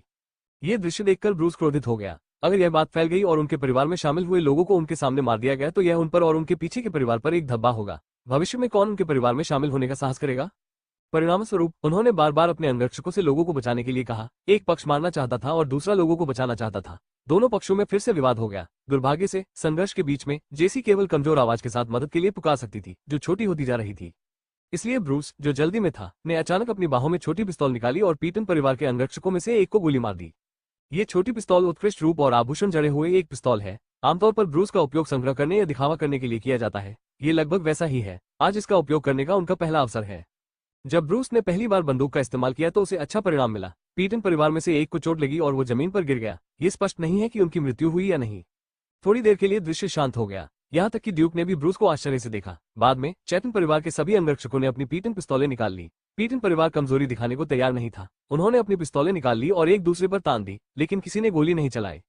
ब्रूस, तुम पागल हो, तुम शूटिंग कर रहे हो? ड्यूक ने आश्चर्यचकित चेहरे से ब्रूस की ओर देखा। हालांकि दोनों परिवारों के बीच बहुत लड़ाई होती थी, लेकिन ऊपरी तौर पर वे मित्रवत थे। हालांकि पहले भी कई बार संघर्ष हो चुका था, लेकिन उन्होंने गोलीबारी नहीं की। वे अधिक से अधिक ठंडे हथियारों का ही प्रयोग करते थे। आप जानते हैं, अगर किसी की मृत्यु हो जाती तो दोनों परिवारों के बीच संघर्ष और भी तीव्र हो जाता। ये दो परिवारों के लिए अच्छा नहीं है, लेकिन यह उनके लिए अच्छा है। इससे अन्य परिवारों को लाभ होगा। अपने लोगों को जेसी को मुक्त करने दो। ब्रूस ने अपनी बंदूक ड्यूक की ओर घुमाई और कहा कि उसे यकीन है कि ड्यूक सहमत होगा। हालांकि उसने खुद ड्यूक को गोली मारने की हिम्मत नहीं की, लेकिन उसने दूसरे पक्ष के एक अंगरक्षक को मार डाला। जब तक उसे जानकारी मिलती रहेगी, सब कुछ कहना आसान रहेगा और उसके पिता इससे निपट लेंगे। वास्तव में रांडेल और बुडापेस्ट दोनों के लिए यहाँ के संघर्ष और एक दूसरे के दृढ़ संकल्प को जानने का समय आ गया है। इसलिए उन सभी ने और अधिक लोगों को आने के लिए भेजा, लेकिन वे लोग अभी भी अपने रास्ते पर हैं। ब्रूस, तुम गोली चलाने की हिम्मत मत करो। हालांकि वो डरा हुआ था, फिर भी ड्यूक को लगा कि ब्रूस ने गोली चलाने की हिम्मत नहीं की। आखिरकार खुद को और अंगरक्षक को मारना दो अलग अलग चीजें हैं। एक अंगरक्षक को मारने से दोनों परिवारों के बीच विरोधाभास और अधिक तीव्र हो जाएगा। लेकिन अगर उन्हें कुछ हो गया तो दोनों परिवार कभी नहीं मरेंगे। आप इसे आजमा सकते हैं, ब्रूस ने चेहरे पर मुस्कान के साथ कहा। छूना ब्रूस के इतना कहने की ठीक बाद ड्यूक को सीने में गोली मार दी गई और फिर वह अविश्वास से भरे चेहरे के साथ गिर गया। बेहतर नॉवल पढ़ने के लिए आप हमारे YouTube चैनल और ऑडियो एक्सप्लेन टेलीग्राम चैनल से जुड़ सकते हैं। 510। एक बार फिर दृश्य में अजीब सन्नाटा छा गया। इस बार बकबक करने वाले और पीटन दोनों ने ब्रूस को आश्चर्य से देखा, जैसे कि जो कुछ हुआ उसे वे स्वीकार नहीं कर सकते। नहीं, मुझे नहीं। खुद ब्रूस भी हैरान रह गए। जब उसने अपने आसपास के लोगों की नजर देखी तो वो थोड़ा घबरा गया। यदि उसने किसी सामान्य व्यक्ति की हत्या कर दी तो इससे उसे कोई फर्क नहीं पड़ेगा। वो या उसके पीछे का परिवार निश्चित रूप से इसे संभाल सकता है और उसके साथ कोई दुर्घटना नहीं होगी। लेकिन इस बार यह वैसा नहीं है। इस बार पीटन परिवार के सबसे बड़े बेटे ड्यूक की मृत्यु हो गई। हालांकि उन्होंने आमतौर पर कुछ भी नहीं सीखा और उनमें कोई बड़ी क्षमता नहीं थी। आखिरकार उनकी पहचान वहीं स्थापित हो गई। अगर उसके साथ कुछ हुआ तो इसका बहुत बड़ा असर होगा। यदि दूसरा पक्ष अभी भी ब्रूस के हाथों मर जाता है तो दोनों परिवार हमेशा के लिए नहीं मरेंगे और वे परिवार के लिए बड़ी मुसीबतें भी लाएंगे। लेकिन ब्रूस स्वर्ग की कसम खा सकता है कि उसने अभी बंदूक नहीं चलाई। हालांकि उसने ड्यूक पर बंदूक तान दी थी, लेकिन वो जानता था कि उसमें गोली चलाने की हिम्मत नहीं है। हालांकि जब उसने लोगों की आंखों में अविश्वास देखा तो ब्रूस ने अपने हाथ में पिस्तौल को फिर से देखा और अवचेतन रूप से उसे फेंक दिया, ठीक उसी पिस्तौल की तरह जिसे वो सामान्य समय में कोड़ी की तरह रखता था। वो फेंकने के लिए इंतजार नहीं कर सका। दूसरी पार्टी। मैं नहीं, वास्तव में मैं नहीं। आपको मुझ पर विश्वास करना होगा, ब्रूस ने तुरंत समझाया। लेकिन किसी ने विश्वास नहीं किया और केवल एक हुआन फैंग है जो दीवार पर देख रहा है। ये साबित किया जा सकता है कि इस बार गोली ब्रूस ने नहीं बल्कि किसी और ने मारी थी। ये शख्स है प्रोफेसर नील, जिन्हें कुछ समय के लिए सब भूल गए। प्रोफेसर नील जानते हैं कि उन्होंने शहर के दो सबसे बड़े परिवारों को नाराज कर दिया है। आज चाहे कोई भी जीते वह भाग नहीं सकता, लेकिन वो स्पष्ट रूप से मृतकों की प्रतीक्षा नहीं करना चाहता, इसलिए वो अवसरों की तलाश में है। और ब्रूस ने जल्द ही उसे यह अवसर प्रदान किया। जब नील ने ब्रूस को ड्यूक पर बंदूक तानते हुए देखा तो उसकी आंखें चमक उठी। बाद में उसने अपने हाथ में पिस्तौल निकाल ली। ये बंदूक उसे जेसी ने दी थी, जिसने उसका विश्वास हासिल करने के लिए पहले उसके हाथ से जानकारी ले ली थी। उन्हें उम्मीद नहीं थी कि इसका वास्तव में अब उपयोग किया जाएगा। और प्रोफेसर नील की स्थिति भी बहुत अच्छी है। ये ब्रूस से बहुत पीछे नहीं है। वो ब्रूस पर छीटाकशी करना चाहता था, लेकिन अब उसने अपना इरादा बदल दिया। उसने ड्यूक को बंदूक से मार डाला। चूंकि दोनों पक्षों के अंगरक्षक एक दूसरे के आमने सामने थे, इसलिए किसी ने नहीं देखा कि गोली किसने चलाई। तो प्रोफेसर नील, वैसे ब्रूस को ब्लैक पॉट मिल गया। चाहे वो ब्रूस की बंदूक हो या प्रोफेसर नील की बंदूक, वे सभी लेजर बंदूकें हैं। हुआन फैंग ने पहली बार दुनिया के हथियार देखे। लेजर गन बस बंदूक के मुख पर चमक उठी। इसके बाद ड्यूक को गोली मार दी गई है। हुआन फैंग की दृष्टि से भी वो बुलेट के उड़ान पथ को नहीं समझ सकता। हुआन फैंग को इस बात की भी थोड़ी खुशी है कि वो पहले सीधे लड़ने के लिए तैयार नहीं हुए। इन लोगों ने पहले एक दूसरे को गोली नहीं मारी। ऐसा इसलिए क्योंकि वे डरे हुए थे। हालांकि यदि वे अजनबी होते, चाहे वे कहीं भी होते, वे स्वयं के प्रति विनम्र नहीं होते। और हुआन फैंग को यकीन नहीं है कि वो लेजर गन की शूटिंग से बच सकते हैं।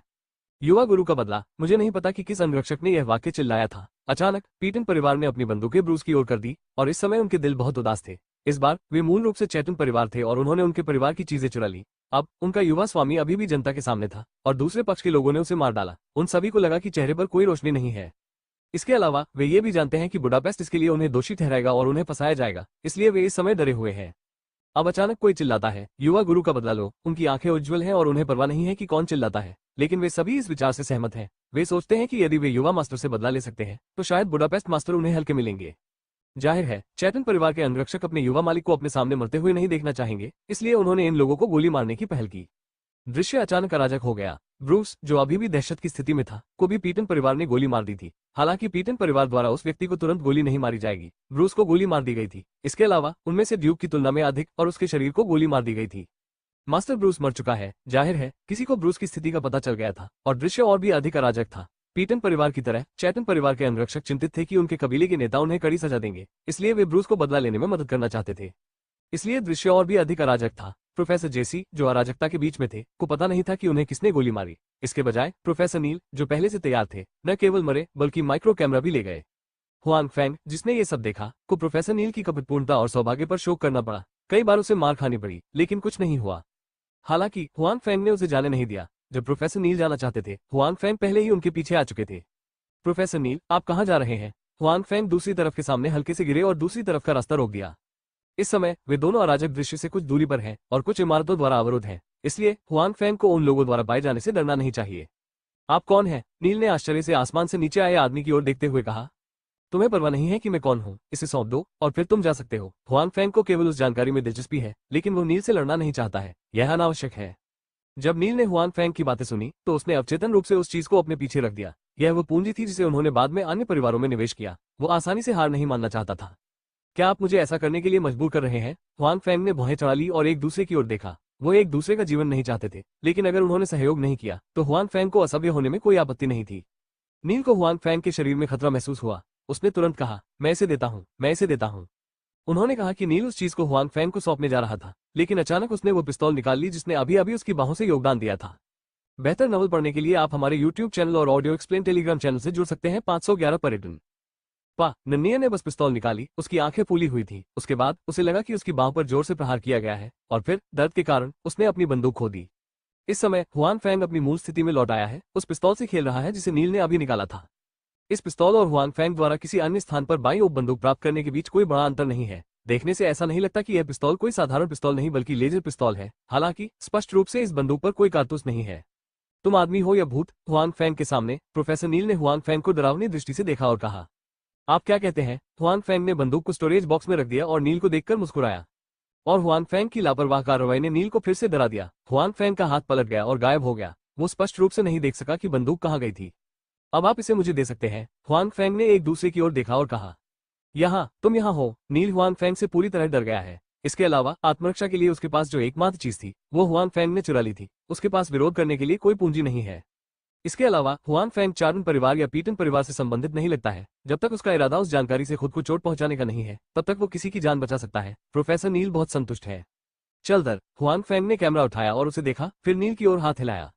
हालांकि नील अभी भी थोड़ा अनिच्छुक है। वो ये भी जानता है कि यह स्थिति अब उसका सबसे अच्छा परिणाम है, इसलिए वो एक बार फिर हुआन फैंग को देखता है और फिर जाने के लिए मुड़ता है। जब हुआन फैंग को वो मिल गया जो वह चाहता था तो उसे यहाँ रहने की कोई आवश्यकता नहीं थी, इसलिए वो घूम गया और चला गया। हालांकि दोनों ही घटनास्थल छोड़ना चाहते हैं, लेकिन स्थिति काफी अलग है।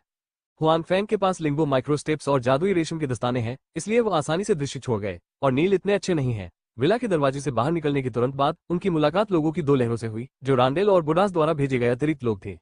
हालांकि ये लोग प्रोफेसर नील को नहीं जानते, लेकिन वे सभी जानते हैं कि जब उन्होंने उनके कपड़े देखे और वो विला से बाहर आए तो उनका इससे कुछ लेना देना होगा। वे सभी प्रोफेसर नील को पकड़ना चाहते हैं और प्रोफेसर नील स्वाभाविक रूप से पकड़ा नहीं जाना चाहते। वो जानता है कि एक बार जब वो दूसरी पार्टी द्वारा पकड़ लिया जाता है तो चाहे दूसरी पार्टी कोई भी हो, उसके पास जीने का कोई रास्ता नहीं है। वो बहुत भागना चाहता है। हालांकि इस मामले में उसे स्पष्ट रूप से भागने की अनुमति नहीं है, क्योंकि दोनों पक्ष प्रोफेसर नील को पकड़ना चाहते हैं। उनके बीच फिर से संघर्ष होता है। दुर्भाग्य से संघर्ष में प्रोफेसर नील की मृत्यु हो गई। दोनों पक्षों के लोगों ने अपना व्यवहार बंद नहीं किया, क्योंकि वे एक ऐसे व्यक्ति की मृत्यु हो गई जिसे वे नहीं जानते थे। वे विला में प्रवेश करते रहे। उसके बाद दोनों पक्षों के सुदृढ़ीकरण को पता चला कि उनके परिवार के युवा स्वामी की मौके पर ही मृत्यु हो गई, इसलिए बड़े पैमाने पर संघर्ष छिड़ गया। व्यापक संघर्ष 1 घंटे से अधिक समय तक चला और जब तक संघीय पुलिस घटनास्थल पर नहीं पहुंची तब तक संघर्ष रुका नहीं था। बाद में जांच से पता चला कि न केवल चैटन और पीटन के 2 परिवार बल्कि कई अन्य परिवार भी संघर्ष में शामिल थे। यहाँ तक कि युवा मालिक के लिए बदला चिल्लाने वाला पहला व्यक्ति पेटेन परिवार नहीं था, बल्कि अन्य परिवार थे जो अशांत पानी में मछली पकड़ना चाहते थे। और इस संघर्ष में दर्जनों लोग हताहत भी हुए, जो कि बहुत बुरी प्रकृति की घटना कही जा सकती है। हालांकि सिटी लॉर्ड साथ ही कई परिवार इस मामले को छुपाने की पूरी कोशिश कर रहे हैं, फिर भी कुछ अफवाहें हैं जो फैल गई हैं, जिससे कोई छोटा सामाजिक प्रभाव नहीं पड़ा है। और सिटी लॉर्ड ने स्वयं इन दोनों के कबीले प्रमुखों से बात की है परिवारों, और दोनों परिवारों ने स्पष्ट रूप से इस विवाद को रोकने का वादा भी किया है। लेकिन निजी तौर पर वे कैसे रोक सकते हैं? दोनों परिवारों के अपने अपने कुलपुरुष के पुत्र की मृत्यु हो गई है। वे एक दूसरे के द्वारा मारे गए। ये गहरी नफरत है। सामान्य समय में हालांकि वे प्रतिस्पर्धा भी करते हैं, फिर भी वे सामंजस्य बनाए रखते हैं, कम से कम सूरज के सामने।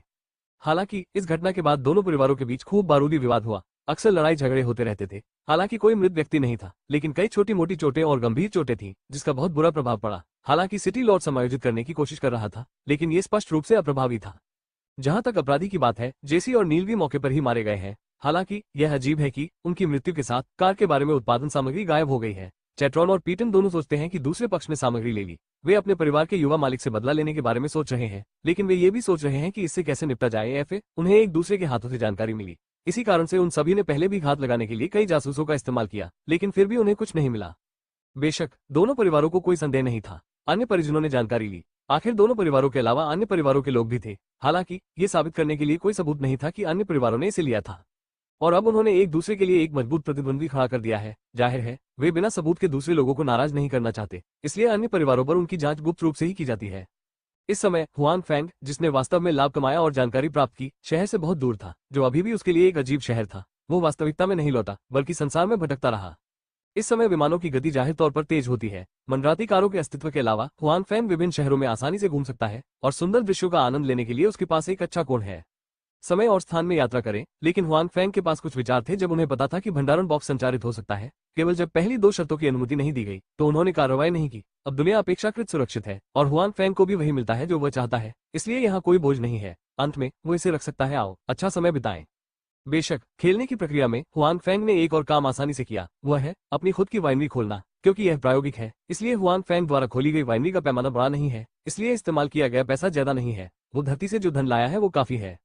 बेहतर नवल पढ़ने के लिए आप हमारे YouTube चैनल और ऑडियो एक्सप्लेन टेलीग्राम चैनल से जुड़ सकते हैं। 512 जीवंत वास्तविकता की ओर लौटें।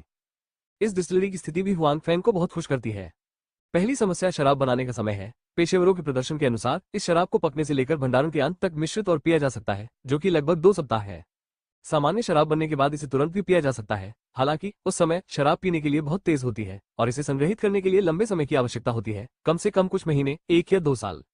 हुआन फैंग का शराब फॉर्मूला 2 सप्ताह बाद पीने के स्वाद तक पहुंच सकता है। ये बहुत शक्तिशाली है, साथ ही शराब का स्वाद भी बहुत अच्छा होता है। हुआन फैंग ने एक बार शराब चखने वालों को चखने के लिए दी और मूल्यांकन बहुत अच्छा था। हुआन फैंग ने खुद भी शराब पी, जो वाकई बहुत अच्छी है।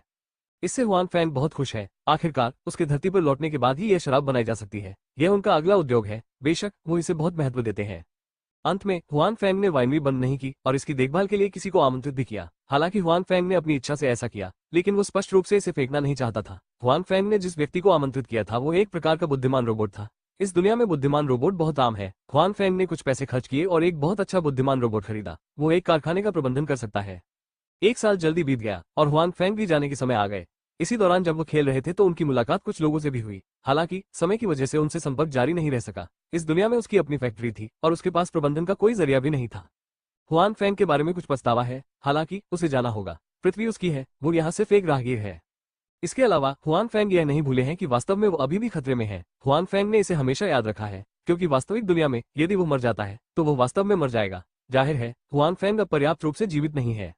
समय आते ही हुआन फैंग के सामने का दृश्य बदलने लगता है। ये पहली बार है कि हुआन फैंग जीवित है और इसे वास्तविक दुनिया में वापस भेजता है। संचरण के तरीके और जब वो इसे अंदर संचारित करता है उसमें कोई परिवर्तन नहीं होता है।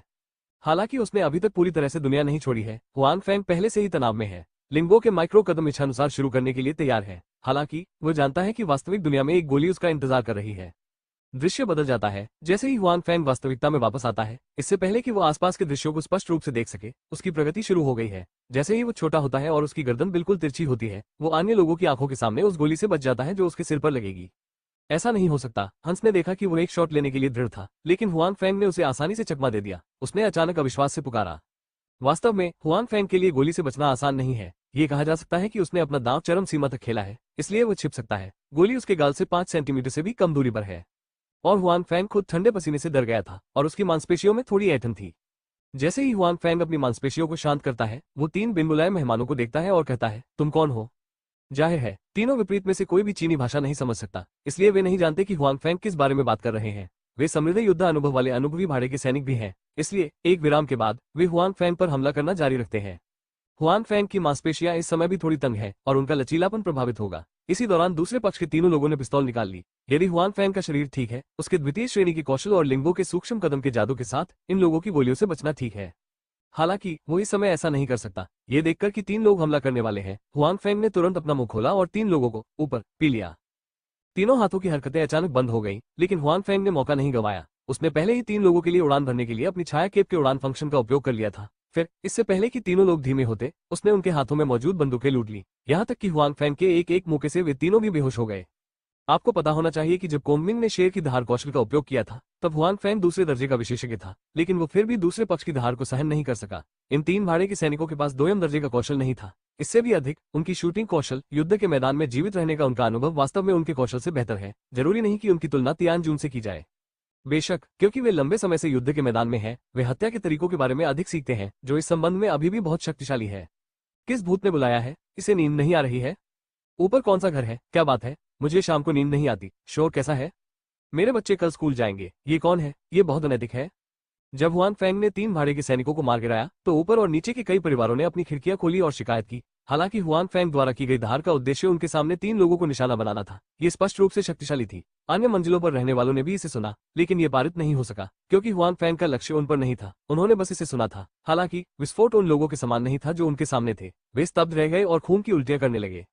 ऊपर और नीचे के निवासियों की शिकायतें सुनकर हुआन फेंग ने अवचेतन रूप से अपनी गर्दन सिकोड़ ली, ये जानते हुए कि वो जनता के गुस्से को भड़का रहा था। ऐसा लगता है कि भविष्य में इस कौशल का उपयोग करते समय उन्हें मैच पर ध्यान देना चाहिए। नहीं, बाई जियाओरो अभी भी नहा रही है। हुआन फेंग को अचानक बाथरूम में बाई जियाओरो का ख्याल आया। हुआन फेंग को नहीं पता कि ये तीन लोग पहले अपनी परेशानियां ढूंढने आए थे या पहले बाई जियाओरो की परेशानियां ढूंढने आए थे। बाई जियाओरो अब एक सामान्य व्यक्ति से ज्यादा बेहतर नहीं है। अगर ये तीन लोग अपने कमरे में आने से पहले बाथरूम में घुस जाते हैं तो बाई जियाओरो खतरे में पड़ जाएगी। ये सोचते हुए हुआन फेंग जल्दी से शौचालय के दरवाजे की ओर भागा और जोर से खटखटाया। आप कैसे हैं, समूह नेता प्रमुख, क्या आप ठीक हैं? बाई जियाओरो, वापस सुनो। इससे कोई फर्क नहीं पड़ता कि हुआन फेंग कैसे कॉल करता है, इसमें कोई आवाज उत्तर नहीं है और स्नान के पानी की आवाज अभी भी तेज है। हुआन फेंग का दिल अधिक सुंदर है। बेहतर नॉवल पढ़ने के लिए आप हमारे YouTube चैनल और ऑडियो एक्सप्लेन टेलीग्राम चैनल से जुड़ सकते हैं। 513 शर्मनाक दृश्य। ये देखकर कि बाई जियाओरो ने कोई जवाब नहीं दिया, हुआन फेंग बहुत चिंतित था, इसलिए उसने दरवाजे पर फिर से चिल्लाया, टीम लीडर, अगर आप जवाब नहीं देते हैं तो मैं अंदर जाऊंगा। कुछ देर इंतजार करने के बाद भी उसने कोई जवाब नहीं दिया। हुआन फेंग ने अपने दांत काटे और दरवाजे के हैंडल पर जोर से थप्पड़ मारा। दरवाजे का ताला टूट गया। हुआन फेंग ने आसानी से दरवाजे को धक्का दिया। शौचालय धुएं और जलवाष्प से भर गया है। हुआन फेंग बाई जियाओरो की तलाश में है। इस समय बाई जियाओरो जमीन पर निश्चल पड़ी हुई है। इसके अलावा उसके शरीर पर कोई कपड़ा नहीं है और उसकी गोरी त्वचा रोशनी के नीचे स्वस्थ चमक से चमक रही है। हुआन फेंग को जाहिर तौर पर इस समय खूबसूरत दृश्यों का आनंद लेने में कोई दिलचस्पी नहीं है। बाई जियाओरो को जमीन पर पड़ा देखकर वो जल्दी से आगे आता है और उसे उठा लेता है, जिससे उसे बाई जियाओरो की त्वचा को छूना पड़ता है। बाई जियाओरो की त्वचा स्पष्ट रूप से बहुत अच्छी है। ये हाथ पर चिकना लगता है। ये रेशम की तरह महसूस होता है, जो हुआन फेंग के दिल को छू जाता है। इस समय हुआन फेंग भी जानता है कि वो गलत था। बाई जियाओरो की छाती या नितंब कहाँ है? इसके उलट उनका फिगर बहुत अच्छा है। वेयान की छाती ऊंची है और शीर्ष पर दो बिंदु हुआन फेंग की आंखों को आकर्षित करते हैं। लेकिन बाई जियाओरो छिपने में अच्छी है, इसलिए हुआन फेंग को नहीं पता चला कि उसका फिगर इतना अच्छा है। हालांकि हुआन फेंग अभी भी इसे देखना चाहता है, लेकिन ये स्पष्ट है कि अब लोगों को बचाना महत्वपूर्ण है। वो नहीं जानता कि बाई जियाओरो किस बारे में है। Team leader Bai Xiao Liang, उठो, तुम्हें क्या हुआ है? हुआन फेंग ने बाई जियाओरो के शरीर को हिलाया और चिल्लाया। वो पूरे शरीर पर बाई जियाओरो को देखता है। बेशक वो इसका फायदा नहीं उठाना चाहता, वो देखना चाहता है कि क्या उसे चोट लगी है। बेशक जब बाई जियाओरो के शरीर को बिल्कुल भी चोट नहीं लगी थी तो हुआन फेंग ने भी उसके फल शरीर को देखा। हालांकि यह जानबूझकर नहीं किया गया था। हुआन फेंग को अभी भी अपनी नाक में खुजली महसूस हो रही थी और ऐसा लग रहा था कि कुछ तरल पदार्थ बाहर निकल रहा है। तुम्हें पता है, ये पहली बार है जब हुआन फेंग ने किसी महिला के सभी फल देखे हैं। इस उम्र में जब वो बहुत गुस्से में होता है तो वो खुद को नियंत्रित कर सकता है, लेकिन उसकी आंखें थोड़ी सस्ती होती हैं और उसके हाथ नहीं होते हैं। इसे रोकना बहुत शक्तिशाली है। बाई जियाओरो के पूरे शरीर की जांच करने के बाद हुआन फेंग को भी राहत मिली। जाहिर है दूसरा पक्ष किसी गोली से घायल नहीं हुआ, साथ ही उसकी सांसें किसी दुर्घटना की तरह नहीं बल्कि बहुत सहज लग रही थी। क्या ये सिर्फ बेहोशी है? हुआन फेंग ने मन ही मन सोचा और फिर उसने सोचा कि उसके लिए यहाँ से चले जाना ही बेहतर होगा। क्योंकि बाई जियाओरो के साथ कोई दुर्घटना नहीं हुई थी, इसलिए उन्हें राहत मिली। जब वो बाद में उठी तो अगर उसे पता चला कि उसने उसका फल देखा है तो उसे नहीं पता था कि वो अपने साथ कैसा व्यवहार करेगा। हालांकि जैसे ही हुआन फेंग तैयार हुआ, बाई जियाओरो ने इसे नीचे रख दिया, लेकिन बाई जियाओरो ने अपने मुंह में हल्की सी कराह निकाली। फिर उसने धीरे से अपनी आंखें खोली। जब वो शांत थी तो वो थोड़ी भ्रमित लग रही थी। हुआन फेंग को देखने के बाद वो थोड़ा चौंक गई और फिर पूछा, हुआन फेंग, तुम यहाँ कैसे हो? हुआन फेंग बाई जियाओरो की हरकत से भयभीत है, इसलिए वो उसे गले लगाता है और जमीन पर बैठ जाता है। जब वो बाई जियाओरो का सवाल सुनता है तो उसके चेहरे पर मुस्कान आ जाती है और वो कहता है, मैं आपकी दुर्घटना के बारे में चिंतित हूँ, इसलिए अंदर आए और देखें। क्योंकि अब ठीक है, मैं पहले बाहर जाऊंगा। क्या हुआ? बाई जियाओरो के चेहरे पर असमंजस की रेखा झलक गई। उसके बाद उसने पाया कि वह अब हुआन फेंग की बाहों में लेटी हुई थी। इसके अलावा सबसे महत्वपूर्ण बात यह थी कि उसके शरीर पर कोई कपड़ा नहीं था। ओह! तेज चीख ने हुआन फेंग को अवचेतन रूप से अपनी आंखें बंद करने पर मजबूर कर दिया। हालांकि उसके कान में हवा लग गई थी। हुआन फेंग अवचेतन रूप से कुछ देर के लिए छिप गया। फिर उसने अपनी आंखें खोली और बाई जियाओरो की हथेली को उसके गाल के सामने से गुजरते हुए देखा। जब बाई जियाओरो ने देखा कि उसने हुआन फेंग को थप्पड़ से नहीं मारा है तो उसने तुरंत अपना दाहिना पैर बढ़ाया, हुआन फेंग के सिर पर लात मारी और हुआन फेंग ने दूसरे के पैर को कसकर पकड़ने के लिए अपना हाथ बढ़ाया। हुआन फेंग, तुम भेड़िए, इसे जाने दो। बाई जियाओरो ने तड़क भड़क की। मैं जाने दे सकता हूँ, लेकिन तुम मुझे मारना जारी नहीं रख सकते। मैं अंदर आने से पहले तुम्हारी दुर्घटना को लेकर वास्तव में चिंतित हूँ। इसके अलावा मुझे कुछ भी दिखाई नहीं दे रहा है, हुआन ने समझाया। क्या आप अंधे हैं या क्या आप सोचते हैं कि मैं मूर्ख हूँ? इस मामले में आपको कुछ भी दिखाई नहीं देता है। बाई जियाओरो स्पष्ट रूप से हुआन फेंग के शब्दों पर विश्वास नहीं करती है। हुआन फेंग भी जानता है कि वो अब किस बारे में बात कर रहा है और दूसरा पक्ष उस पर विश्वास नहीं करेगा। दरअसल उन्होंने वो सारी चीजें देखी हैं जो देखनी चाहिए या नहीं देखनी चाहिए। मुझे जाने दो, बाई जियाओरो ने कहा। इस समय उसका चेहरा भी शर्मा रहा है, क्योंकि अब यह मुद्रा बहुत स्पष्ट है। उसकी छाती में कोई आश्रय नहीं है और उसके पैर भी ऊंचे हैं। दोनों पैरों के बीच का दृश्य हुआन फेंग जितना लंबा है जैसे ही आप अपना सिर झुकाते हैं आप स्पष्ट रूप से देख सकते हैं। हुआन फेंग भी जानते हैं कि इस तरह टिके रहने का तरीका नहीं है। इसके अलावा वहाँ 3 बेहोश लोग हैं जिनसे निपटना है, तो उसने बाई जियाओरो के पैर नीचे रख दिए और कहा, मैं तुम्हें अब जाने देता हूँ। अब और शुरुआत मत करो। क्या मामला है? चलो बाहर चलते हैं और इसके बारे में बात करते हैं। बाई जियाओरो स्पष्ट रूप से इस तरह हुआंग फेंग के साथ यहाँ नहीं रहना चाहती थी, इसलिए उसने सिर हिलाया और अनिच्छा से सहमति व्यक्त की, लेकिन उसके चेहरे पर शर्म और गुस्सा ज्यादा कम नहीं हुआ। जब उसने बाई जियाओरो को देखा तो वह अंततः सहमत हो गया। हुआंग फेंग को भी राहत मिली। उसके बाद उसने बाई जियाओरो को नीचे बिठाया और जल्दी से खड़ा होकर बाहर चला गया। हालांकि उन्हें यह नहीं पता था कि यह जानबूझकर किया गया था या अनजाने में। जब हुआंग फेंग ने दूसरी तरफ छोड़ा तो उसका हाथ वास्तव में बाई जियाओरो की छाती को पार कर गया और उसके ऊंचे स्थान के निकट संपर्क में आ गया।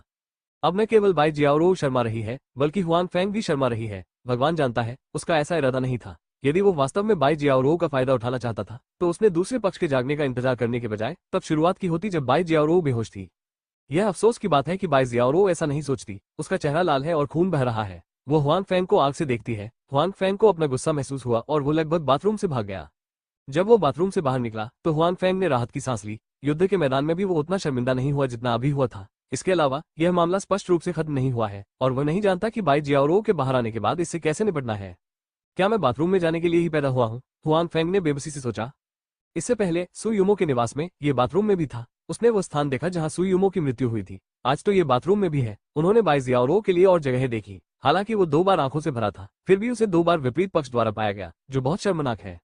बेहतर नॉवल पढ़ने के लिए आप हमारे यूट्यूब चैनल और ऑडियो एक्सप्लेन टेलीग्राम चैनल से जुड़ सकते हैं। 514 मृत बच्चे कौन है वे? हुआंग फेंग ने बहुत लंबा इंतजार नहीं किया। बाई जियाओरो ने अपने कपड़े पहने और बाहर आ गई। उन ढीले कपड़ों ने उसके खूबसूरत शरीर को पूरी तरह से ढक दिया। हुआंग फेंग ने अवचेतन रूप से उसकी छाती को देखा और उसे ज्यादा कुछ दिखाई नहीं दिया। उसकी हरकतों पर बाई जियाओरो की भी नजर थी। हालांकि ये स्पष्ट है कि बाई जियाओरो कमरे से बाहर आने वाले 3 अजनबियों के बारे में अधिक चिंतित है। पहली नजर में तीनों लोगों को पता चल गया कि वे चीनी नहीं है और वो उन लोगों को याद नहीं करती जो पहले कमरे में आए थे। ये तीनों शैतान भाड़े के सैनिक हैं जिन्होंने पिछली बार ली बिंग्यून का अपहरण कर लिया था। ये देखकर कि बाई जियाओरो इस मामले को लेकर अधिक चिंतित थी, हुआंग फेंग ने जल्दबाजी में कहा कि वो स्पष्ट रूप से ऐसा नहीं करना चाहता था। दूसरे पक्ष का पिछला मामला उलझने का था। शैतान भाड़े के सैनिक, वे यहाँ क्यों हैं? वे तुम्हारे लिए आए थे। बाई जियाओरो लेग ने एक पल के लिए कहा कि उन्होंने हुआंग फेंग से वादा किया था कि उनकी पहचान उजागर नहीं की जाएगी। अप्रत्याशित रूप से उसे ज्यादा समय नहीं लगा। दूसरा पक्ष न केवल हुआंग फेंग के अस्तित्व को जानता था, बल्कि उसके पास भी आया। स्पष्ट नहीं। हुआंग फेंग ने अपना सिर हिलाया और कहा कि उसे नहीं पता कि वो सही था या नहीं। आखिर दूसरे पक्ष ने उस वक्त तो उसे कुछ नहीं कहा, बल्कि सीधे गोली मार दी। उन्हें जगाओ और उनसे पूछो, बाई जियाओरो ने कहा। कैसे? हुआंग फेंग इस मामले से इतने परिचित नहीं है। पानी के छींटे, बाई जियाओरो ने एक नजर में कहा। हुआंग फेंग ने जल्दी से तीनों लोगों को बाथरूम में खींच लिया और फिर शॉवर हेड से उन पर पानी छिड़का। मुझे नहीं पता कि पानी का असर हुआ या नहीं, या तीनों लोग जागने वाले थे या नहीं। वैसे भी हुआंग फेंग काफी समय से छिड़काव नहीं कर रहा था, इसलिए तीनों लोग जाग गए। क्या आप शैतान के भाड़े के सैनिकों में से हैं? हुआंग फेंग की तुलना में, जो अंग्रेजी में बहुत अच्छा नहीं है, बाई जियाओरो का अंग्रेजी स्तर बहुत अधिक है। 3 लोगों को जागते देखने के बाद उसने पूछताछ शुरू की। बाई जियाओरो को कुशल अंग्रेजी में एक दूसरे से बात करते हुए देखकर हुआंग फेंग को ईर्ष्या होती है। आखिरकार वो एक से अधिक भाषाएं जानता है, जो एक कौशल भी है। जब भंडारण बॉक्स अन्य स्थानों में हुआंग फेंग की मदद कर सकता है तो कोई भाषा बाधा नहीं है, लेकिन वास्तविक दुनिया में ऐसी कोई मदद नहीं है। हालांकि बाई जियाओ की अंग्रेजी अच्छी है और 3 लोग इसे समझते हैं, लेकिन वे बाई जियाओ के साथ सहयोग नहीं करते हैं। मुझे परवाह नहीं है कि आप कौन हैं, मैं हमें जितनी जल्दी हो सके जाने दूंगा, अन्यथा आप हमारी शैतान भाड़े की रेजिमेंट के बदला लेने की प्रतीक्षा करेंगे। हंस को कैदी होने का कोई एहसास नहीं था। इसके बजाय उसने बाई जियाओरो को डराना शुरू कर दिया। जाहिर है उन्हें बाई जियाओरो में कोई खतरा महसूस नहीं हुआ। उसने सोचा कि बाई जियाओरो सिर्फ एक साधारण व्यक्ति थी। हालांकि उसके शब्द ये भी साबित करते हैं कि वो वास्तव में शैतान भाड़े के समूह का सदस्य है। जब बाई जियाओरो ने दूसरे पक्ष की बातें सुनी तो भौहें चढ़ गईं। हुआंग फेंग ने पहले उसे नग्न देखा था और वो बहुत परेशान थी। हालांकि क्योंकि उसे कुछ करना था, इसलिए उसे गुस्सा दिलाना आसान नहीं था। अब भी ये लोग सहयोग नहीं करते, ये सिर्फ एक शॉट है। ओह! जैसे ही हंस की बात खत्म हुई, वो चिल्लाया। उसके 2 साथी और हुआंग फेंग, जो देख रहे थे, सभी ठंडे पसीने में थे। ये बाई जियाओरो बहुत उग्र है। क्या वो बाद में मेरे साथ भी ऐसा ही करेगी? हुआंग फेंग ने बाई जियाओरो को देखा और कुछ डर के साथ सोचा। ये पता चला है कि बाई जियाओरो हंस के असहयोगात्मक रवैये से बहुत असंतुष्ट है और अभी अपना गुस्सा निकालना चाहती है। इसलिए वो बिना किसी संकेत के अपना दाहिना पैर दूसरी तरफ के पैर पर जोर से रख देती है। हुआंग फेंग और अन्य 2 शैतान भाड़े के सैनिकों को टूटे अंडों की आवाज सुनाई देती है। बेहतर होगा कि तुम मेरा साथ दो। मैं क्या पूछूं, तुम क्या जवाब दो? अगर मुझसे दोबारा बकवास की तो मैं तुम्हें आदमी नहीं बनाऊंगा, बाई जियाओरो ने धीरे से कहा, जैसे कि जिस पैर पर उसने अभी कदम रखा था वो पहले जैसा नहीं था। इस समय हंस के पास बाई जियाओरो से बात करने की कोई ऊर्जा नहीं है। वो अपने घायल हिस्से को ढक रहा है और लगातार चिल्ला रहा है। एक कामुक आदमी के रूप में उसे मारने से भी अधिक दर्दनाक है।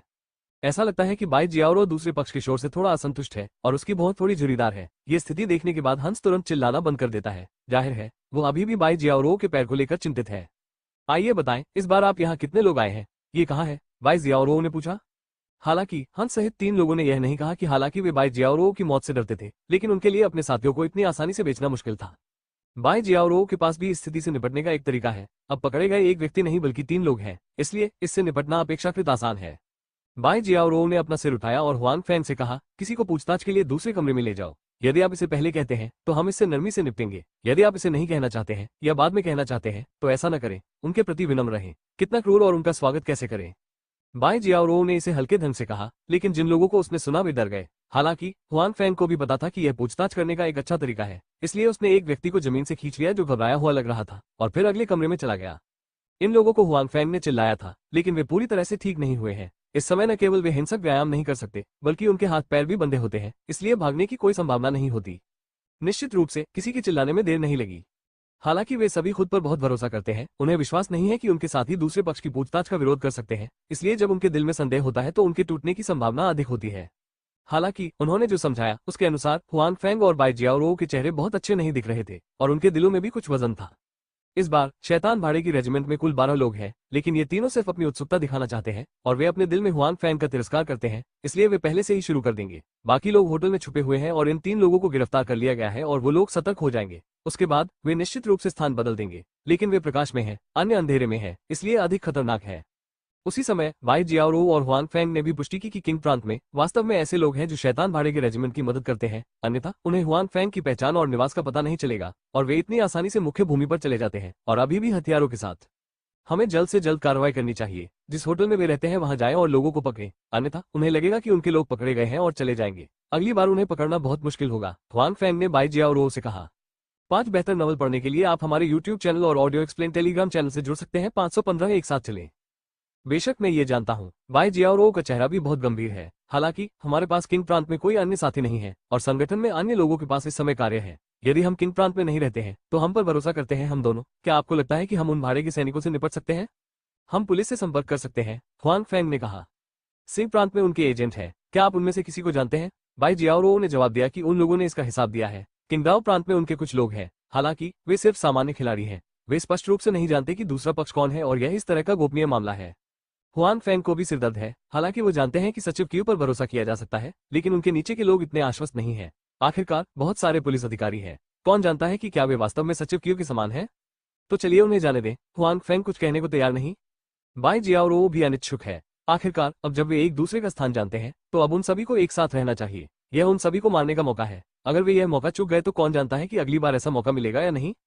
नहीं तो मैं इसे अकेले ही आजमाऊंगा। अगर मैं नहीं कर सका तो मैं वापस आऊंगा, हुआन फैंग ने सोचा और कहा। बिल्कुल नहीं, बाई जियाओरो ने निर्णायक रूप से कहा कि वो जानती थी कि हुआन फैंग आंतरिक शक्ति में सक्षम थी, लेकिन वो अपनी पिछली स्थिति से तुलना नहीं कर सकती थी। अधिक से अधिक हुआन फैंग केवल तीसरे दर्जे का था। यहाँ तक कि वो एक ही समय में हथियारों के साथ इतने सारे भाड़े के सैनिकों का सामना करने की हिम्मत नहीं कर पाई। हुआन फैंग उससे भी बदतर था और उससे भी बदतर। लेकिन बाई जियाओरो को यह नहीं पता था कि पिछली बार हुआन फैंग ने अपनी आंतरिक शक्ति को अवशोषित कर लिया था और दूसरी श्रेणी की स्थिति में पहुंच गई थी। एक ट्रांसमिशन के बाद वो दूसरी श्रेणी के शिखर पर पहुंच गई थी और प्रथम श्रेणी के विशेषज्ञ केवल अलग हो गए थे एक दूसरे। सिर्फ जादू और मार्शल आर्ट के कारण हुआन फैंग आमतौर पर एक सामान्य व्यक्ति की तरह व्यवहार करता है, इसलिए बाई जियाओरो को पता नहीं है। इस समय हुआन फैंग उस समय से भी अधिक शक्तिशाली है जब वो जानने के अधिकार के चरम पर थी। इसके अलावा हुआन फैंग के पास कई अन्य साधन हैं, जैसे shadow cape, golden silk soft armour, lingo microstep इत्यादि। ये चीजें उसकी वास्तविक युद्ध क्षमता को बहुत अच्छे से बढ़ा सकती हैं। दुर्भाग्य से वो इन बातों के बारे में नहीं जानती, इसलिए हुआन फैंग के अनुरोध को सुनने के बाद उसने इसके बारे में सोचे बिना ही इनकार कर दिया। चिंता मत करो, मैं ठीक हो जाऊंगा। भले ही मैं उन सभी को नीचे नहीं ले जा सकता और जाना चाहता हूँ, कोई समस्या नहीं है, हुआन फैंग ने आत्मविश्वास से कहा।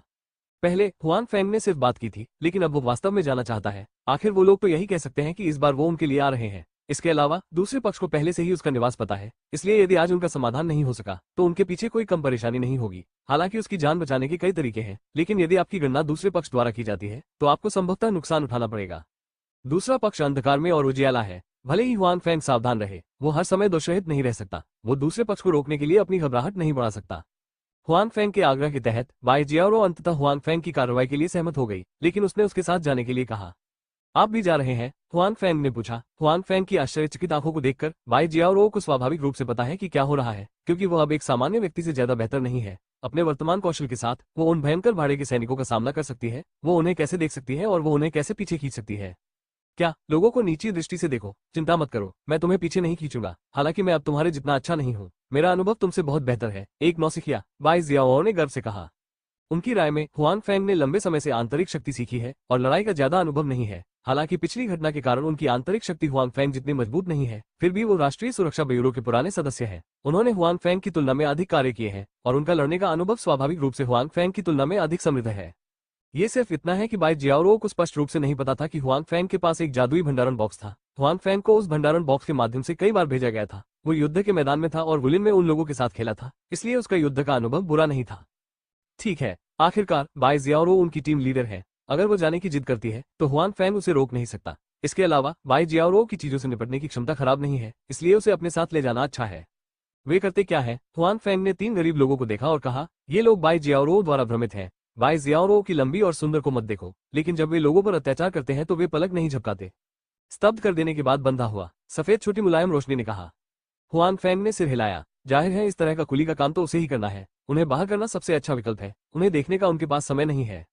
3 बदकिस्मत लोगों से निपटने के बाद हुआंग फेंग और बाई जियाओरो कार से सीधे उस होटल में गए जहां भाड़े के सैनिक रहते थे। हालांकि हुआंग फेंग के पास अब एक कार है, लेकिन उसके पास इसे बाहर निकालने का कोई मौका नहीं है, इसलिए उसे टैक्सी लेना जारी रखना होगा। यदि आप इसे बाद में करते हैं तो सावधान रहें। होटल के दरवाजे पर हुआंग फेंग ने जियाओरो से कहा, जो थोड़ा असहज था, अन्यथा बेहतर होगा कि आप न जाएं। बेहतर होगा कि आप खुद पर ध्यान दें। जब मरने का समय हो तो संकोच न करें। वे लोग ऐसे लोग हैं जो बिना पलक झपकाए लोगों को मार देते हैं। यदि आप इसे सहन नहीं कर सकते तो आप खुद को भी मार सकते हैं। हुआंग फेंग बाई जियाओरो के बारे में चिंतित है। बाई जियाओरो भी हुआंग फेंग के बारे में चिंतित है। उसे डर है कि हुआंग फेंग एक महत्वपूर्ण क्षण में नहीं मर जाएगा। उस स्थिति में हुआंग फेंग समाप्त हो सकता है। चिंता मत करो, मैं नहीं करूंगा। हुआंग फेंग ने कहा कि उनके हाथों में बहुत सारी जिंदगियां हैं। उसने अन्य स्थानों पर या वास्तविक दुनिया में लोगों को मारने का साहस नहीं किया। इस समय होटल के कमरे में वे शैतान भाड़े के रेजिमेंट सभी एक साथ हैं, अपने अपने मामलों में व्यस्त है और रेजिमेंट का प्रमुख कमरे में लोगों को देखकर भौहें चढ़ा रहा है। क्या हंस अभी तक वापस नहीं आया? कमांडर से पूछा। नहीं, मुझे लगता है कि मैं मनोरंजन की तलाश में मदद नहीं कर सकता, भाड़े के रेजिमेंट के एक सदस्य ने चेहरे पर मनहूस मुस्कान के साथ अपने सिर से कहा। हंस आसपास के माहौल से परिचित होने का बहाना बनाकर चला गया। टीम ने इस बारे में ज्यादा नहीं सोचा। आखिरकार अन्य लोगों को उनके आगमन की खबर नहीं पता थी, इसलिए यदि हंस बाहर भी गए तो वे उजागर नहीं होंगे। वे उस समय सहमत हो गए। 5 क्या बेहतर नॉवल पढ़ने के लिए आप हमारे YouTube चैनल और ऑडियो एक्सप्लेन टेलीग्राम चैनल से जुड़ सकते हैं। 516 को मालिश की आवश्यकता है। शैतान भाड़े की रेजिमेंट के नेता को आश्चर्य हुआ। हंस लंबे समय से दूर है और वापस नहीं आया है, जिससे वो चिंतित है। आखिरकार यह उनके क्षेत्र में नहीं है और वे इससे परिचित नहीं है, जिससे वो असुरक्षित महसूस करते हैं। अब उनमें से कुछ वापस नहीं आए हैं, इसलिए वो अधिक चिंतित है। हालांकि खिलाड़ी ने अभी जो कहा वह भी उचित है। हंस एक आदमी के रूप में अभी भी जानता है कि वो जीवन की तरह वासनापूर्ण है। जब वो कार्य करने जाता है तो उसे कई महिलाओं से मिलने के अवसर खोजने पड़ते हैं। ऐसी 100 महिलाएं नहीं हैं जिनसे वो कभी मिला है और 80 है।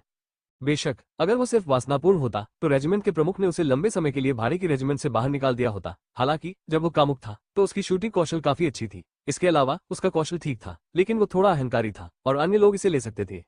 हंस के अहंकारी चरित्र के बारे में सोचकर टीम का मुखिया चिंतित था। यह आदमी सुरक्षा गार्ड या बड़े स्टार की मुसीबत में खुद नहीं जाएगा, है ना? मुखिया ने मन ही मन सोचा कि यदि उसने 10 मिनट और इंतजार किया और हंस की ओर से कोई खबर नहीं आई तो यह एक दुर्घटना होगी। उन्हें इससे निपटने का कोई रास्ता ढूंढना पड़ सकता है। इस समय हुआंग फेंग और बाई जियाओरो उन लोगों के कमरे के दरवाजे तक आसानी से पहुंच गए क्योंकि उनके पास हंस के कई खाते थे। हुआंग फेंग और बाई जियाओरो को थोड़ा पेचीदा बनाने वाली बात यह है कि वे सभी एक ही कमरे में रहते हैं। यदि वे टूटते हैं तो उन्हें घेर लिया जा सकता है। क्या करें? हुआंग फेंग बाई जियाओरो को देखता है और कहता है, नहीं, मेरी तरफ देखो। बाई जियाओरो ने आत्मविश्वास भरी मुस्कान के साथ कहा। उसके बाद बाई जियाओरो ने पहले 2 कदम उठाए और पापा ने सीधे दूसरी तरफ का दरवाजा खटखटाया। कौन? कमरे में मौजूद सभी लोगों ने तुरंत अपनी हरकतें बंद कर दी और सतर्क हो गए। ऐसे अजीब माहौल में उन्हें ज्यादा सावधान रहने की जरूरत है। सर, क्या आपको मालिश सेवा की आवश्यकता है? बाई जियाओरो ने चीनी भाषा में कहा। जाहिर है वो सीधे अंग्रेजी नहीं बोल सकती। उस स्थिति में क्या आप अंदर के लोगों को यह नहीं बताते कि आप उनकी पहचान जानते हैं? जब उसने बाई जियाओरो की बातें सुनी तो समूह के मुखिया को थोड़ा आराम मिला। वो चीनी भाषा समझ सकता था। उसके बाद उन्होंने बाई जियाओरो के शब्दों का अन्य लोगों के लिए अनुवाद किया और अन्य लोगों के चेहरों पर थोड़ा आराम आया। आखिरकार जब वे होटल में ठहरते थे तो उन्हें अक्सर इस तरह की सेवा का सामना करना पड़ता था जो उन्हें अपनी पहल पर मिलती थी। नहीं, कृपया चले जाओ, मेरे आराम में खलल मत डालो। घटनास्थल पर एकमात्र व्यक्ति जो चीनी भाषा बोल सकता है, उसने लंगड़ाते हुए कहा। जब उसने उसका उच्चारण सुना तो उसे पता चल गया कि वो चीनी नहीं है। यह एक अंतर्राष्ट्रीय मित्र है। ये बहुत अच्छा है। दूर से यहाँ आना आपके लिए बहुत कठिन होगा। मैं आपको आरामदायक महसूस कराने के लिए मालिश करूंगा। इसके अलावा मेरी कीमत बहुत कम है और मेरी लंबाई बहुत सुंदर है। आप पहले देख सकते हैं। अगर आप संतुष्ट नहीं हैं तो मैं चला जाऊंगा, बाई जियाओरो ने खुशी से कहा। इस समय उसने स्वाभाविक रूप से अपने शब्दों को अंग्रेजी में बदल दिया और अंदर के लोगों के बारे में कोई संदेह नहीं था। नेताजी, अगर आप में इतना जोश है तो मना मत करना। इन लोगों में हंस अकेले नहीं है जिन्हें सेक्स पसंद है। सच कहूं तो जो लोग अपना सिर अपनी कमर पर लटकाते हैं वे सामान्य समय में कमाए गए पैसे को कैसीनो में या महिलाओं के पेट में नहीं बचाएंगे। क्या पता कल उनका एक्सीडेंट हो जाए, इसलिए किसी को भी पैसे बचाने का ख्याल ही नहीं आता। नतीजतन ये लोग कमोबेश महिलाओं के साथ खेलना पसंद करते हैं। अर्थात सेना के प्रमुख उन सभी ने अपनी पहल पर उन्हें दरवाजे पर भेजा है। यदि आप उन्हें फिर से मना करते हैं तो इससे उनके दिलों को ठेस पहुंचेगी। अर्थात उसे अंदर आने दो, हमारे लिए सारा दिन मिलना कठिन है। क्योंकि बाई जियाओरो अंग्रेजी बोलती है, कमरे में मौजूद सभी लोग इसे समझ सकते हैं, तो एक एक करके वे सहमत होने लगते हैं। जब नेता ने देखा कि सभी लोग इस बारे में सोच रहे थे तो उन्होंने बाई जियाओरो को भगाने पर जोर नहीं दिया। हालांकि उन्होंने अपना दिल खुला रखा। उन्होंने दरवाजा खोलने जा रहे टीम के सदस्य से दरवाजा खोलने से पहले दरवाजे पर लगी बिल्ली की आंख से देखने के लिए कहा और पुष्टि की कि कोई और दरवाजा नहीं खोलेगा। हालांकि उसने गुप्त रूप से अत्यधिक सावधानी बरतने के लिए अपने सिर को दोषी ठहराया, लेकिन उसने ऐसा किया। वो जानता था कि वह सावधान था और उसने अपनी जान बचा ली। हालांकि जब उसने बाई जियाओरो को बिल्ली की आंखों से कमरे के बाहर खड़ा देखा तो उसकी सावधानी अचानक गायब हो गई। सबसे पहले बाई जियाओरो, यहाँ तक कि एक विदेशी, ने सोचा कि वो बहुत सुंदर थी। दूसरे, दरवाजे के बाहर केवल बाई जियाओरो है और कोई अन्य आकृति नहीं है। फिर शैतान भाड़े की रेजिमेंट के सदस्य ने तुरंत दरवाजा खोला और अपने नेता और टीम के सदस्यों से कहा, नेता, एक खूबसूरत महिला है, चिंता न करें, हम आज रात धन्य है। उसने दरवाजा खोला और चेहरे पर मुस्कान लाते हुए जियाओरो से कहा, स्वागत है सुंदरी, मुझे आशा है कि आज रात हम सभी की यादें अच्छी होंगी। बेशक, सुंदर लड़का, बाई जियाओरो ने मुस्कुराते हुए कहा। उसके बाद उसने जानबूझकर उस आदमी को आधा कदम पीछे छोड़ दिया और आदमी को कोई परवाह नहीं थी। इस समय ऐसा लग रहा था कि वो बाई जियाओरो की सुंदरता से आकर्षित हो गया था। बाई जियाओरो पीछे थी और उसने दरवाजा बंद कर दिया, लेकिन ये पूरी तरह से बंद नहीं था। जिस व्यक्ति ने अभी अभी उसके लिए दरवाजा खोला था उसे पता नहीं चला, जिससे बाई जियाओरो को राहत महसूस हुई। अंदर मौजूद लोगों के लिए ये जानना और भी असंभव है कि दरवाजा बंद नहीं किया गया है। वे देखते हैं कि बाई जियाओरो अकेली है। इसके अलावा बाई जियाओरो बहुत सुंदर है और उनके दिल पूरी तरह से शांत है। बेशक नेता अपवाद है। हालांकि बाई जियाओरो के हैंडबैग को देखने और कुछ भी संदिग्ध न मिलने के बाद वे भी काफी निश्चिंत हो गए। बस जब हर कोई बाई जियाओरो के आसपास था और उस पर ध्यान केंद्रित कर रहा था तो उन्हें पता नहीं चला कि कमरे का दरवाजा चुपके से खोला गया था और फिर एक आकृति चमकी। हुआन फेंग के आने के बाद उन्होंने गुप्त कौशल का इस्तेमाल किया। इसके बाद उन्होंने कमरे की स्थिति देखी। ये लोग बाई जियाओरो के चारों ओर थे। इस समय बाई जियाओरो आम लोगों से ज्यादा बेहतर नहीं थी। इसके अलावा दूसरे पक्ष द्वारा संदेह किए जाने से बचने के लिए बाई जियाओरो के पास कोई हथियार नहीं था। इसलिए यदि आप इसे नीचे खींचते हैं, भले ही बाई जियाओरो के साथ कोई दुर्घटना न हुई हो, तो भी उन लोगों द्वारा इसका फायदा उठाया जा सकता है। ये सोचकर हुआन फेंग को असहज महसूस हुआ। उन्होंने और बाई जियाओ ने जो चर्चा की थी वो ये थी कि बाई जियाओ ने उन लोगों का ध्यान आकर्षित किया था। हुआन फेंग चुपचाप अंदर आया और फिर से शुरुआत करने के लिए उपयुक्त अवसर की तलाश में रहा, लेकिन अब हुआन फेंग जाहिर तौर पर इंतजार नहीं करना चाहते थे। 517 कमीने कौन? आखिरकार नेता हमेशा सतर्क रहता है। इसलिए जब हुआन फेंग उन लोगों के पास जाने के लिए लिंग बो के सूक्ष्म कदम का उपयोग करता है और उन्हें नीचे गिराना चाहता है तो नेता को एहसास हुआ कि कुछ गलत है। इसलिए उन्हें सबसे पहले पता चला कि वो गलत थे और उन्होंने जवाब भी दिया। वो बंदूक निकालने ही वाला था, लेकिन हुआन फेंग ने अपनी दिशा बदल ली और उसकी ओर दौड़ पड़ा।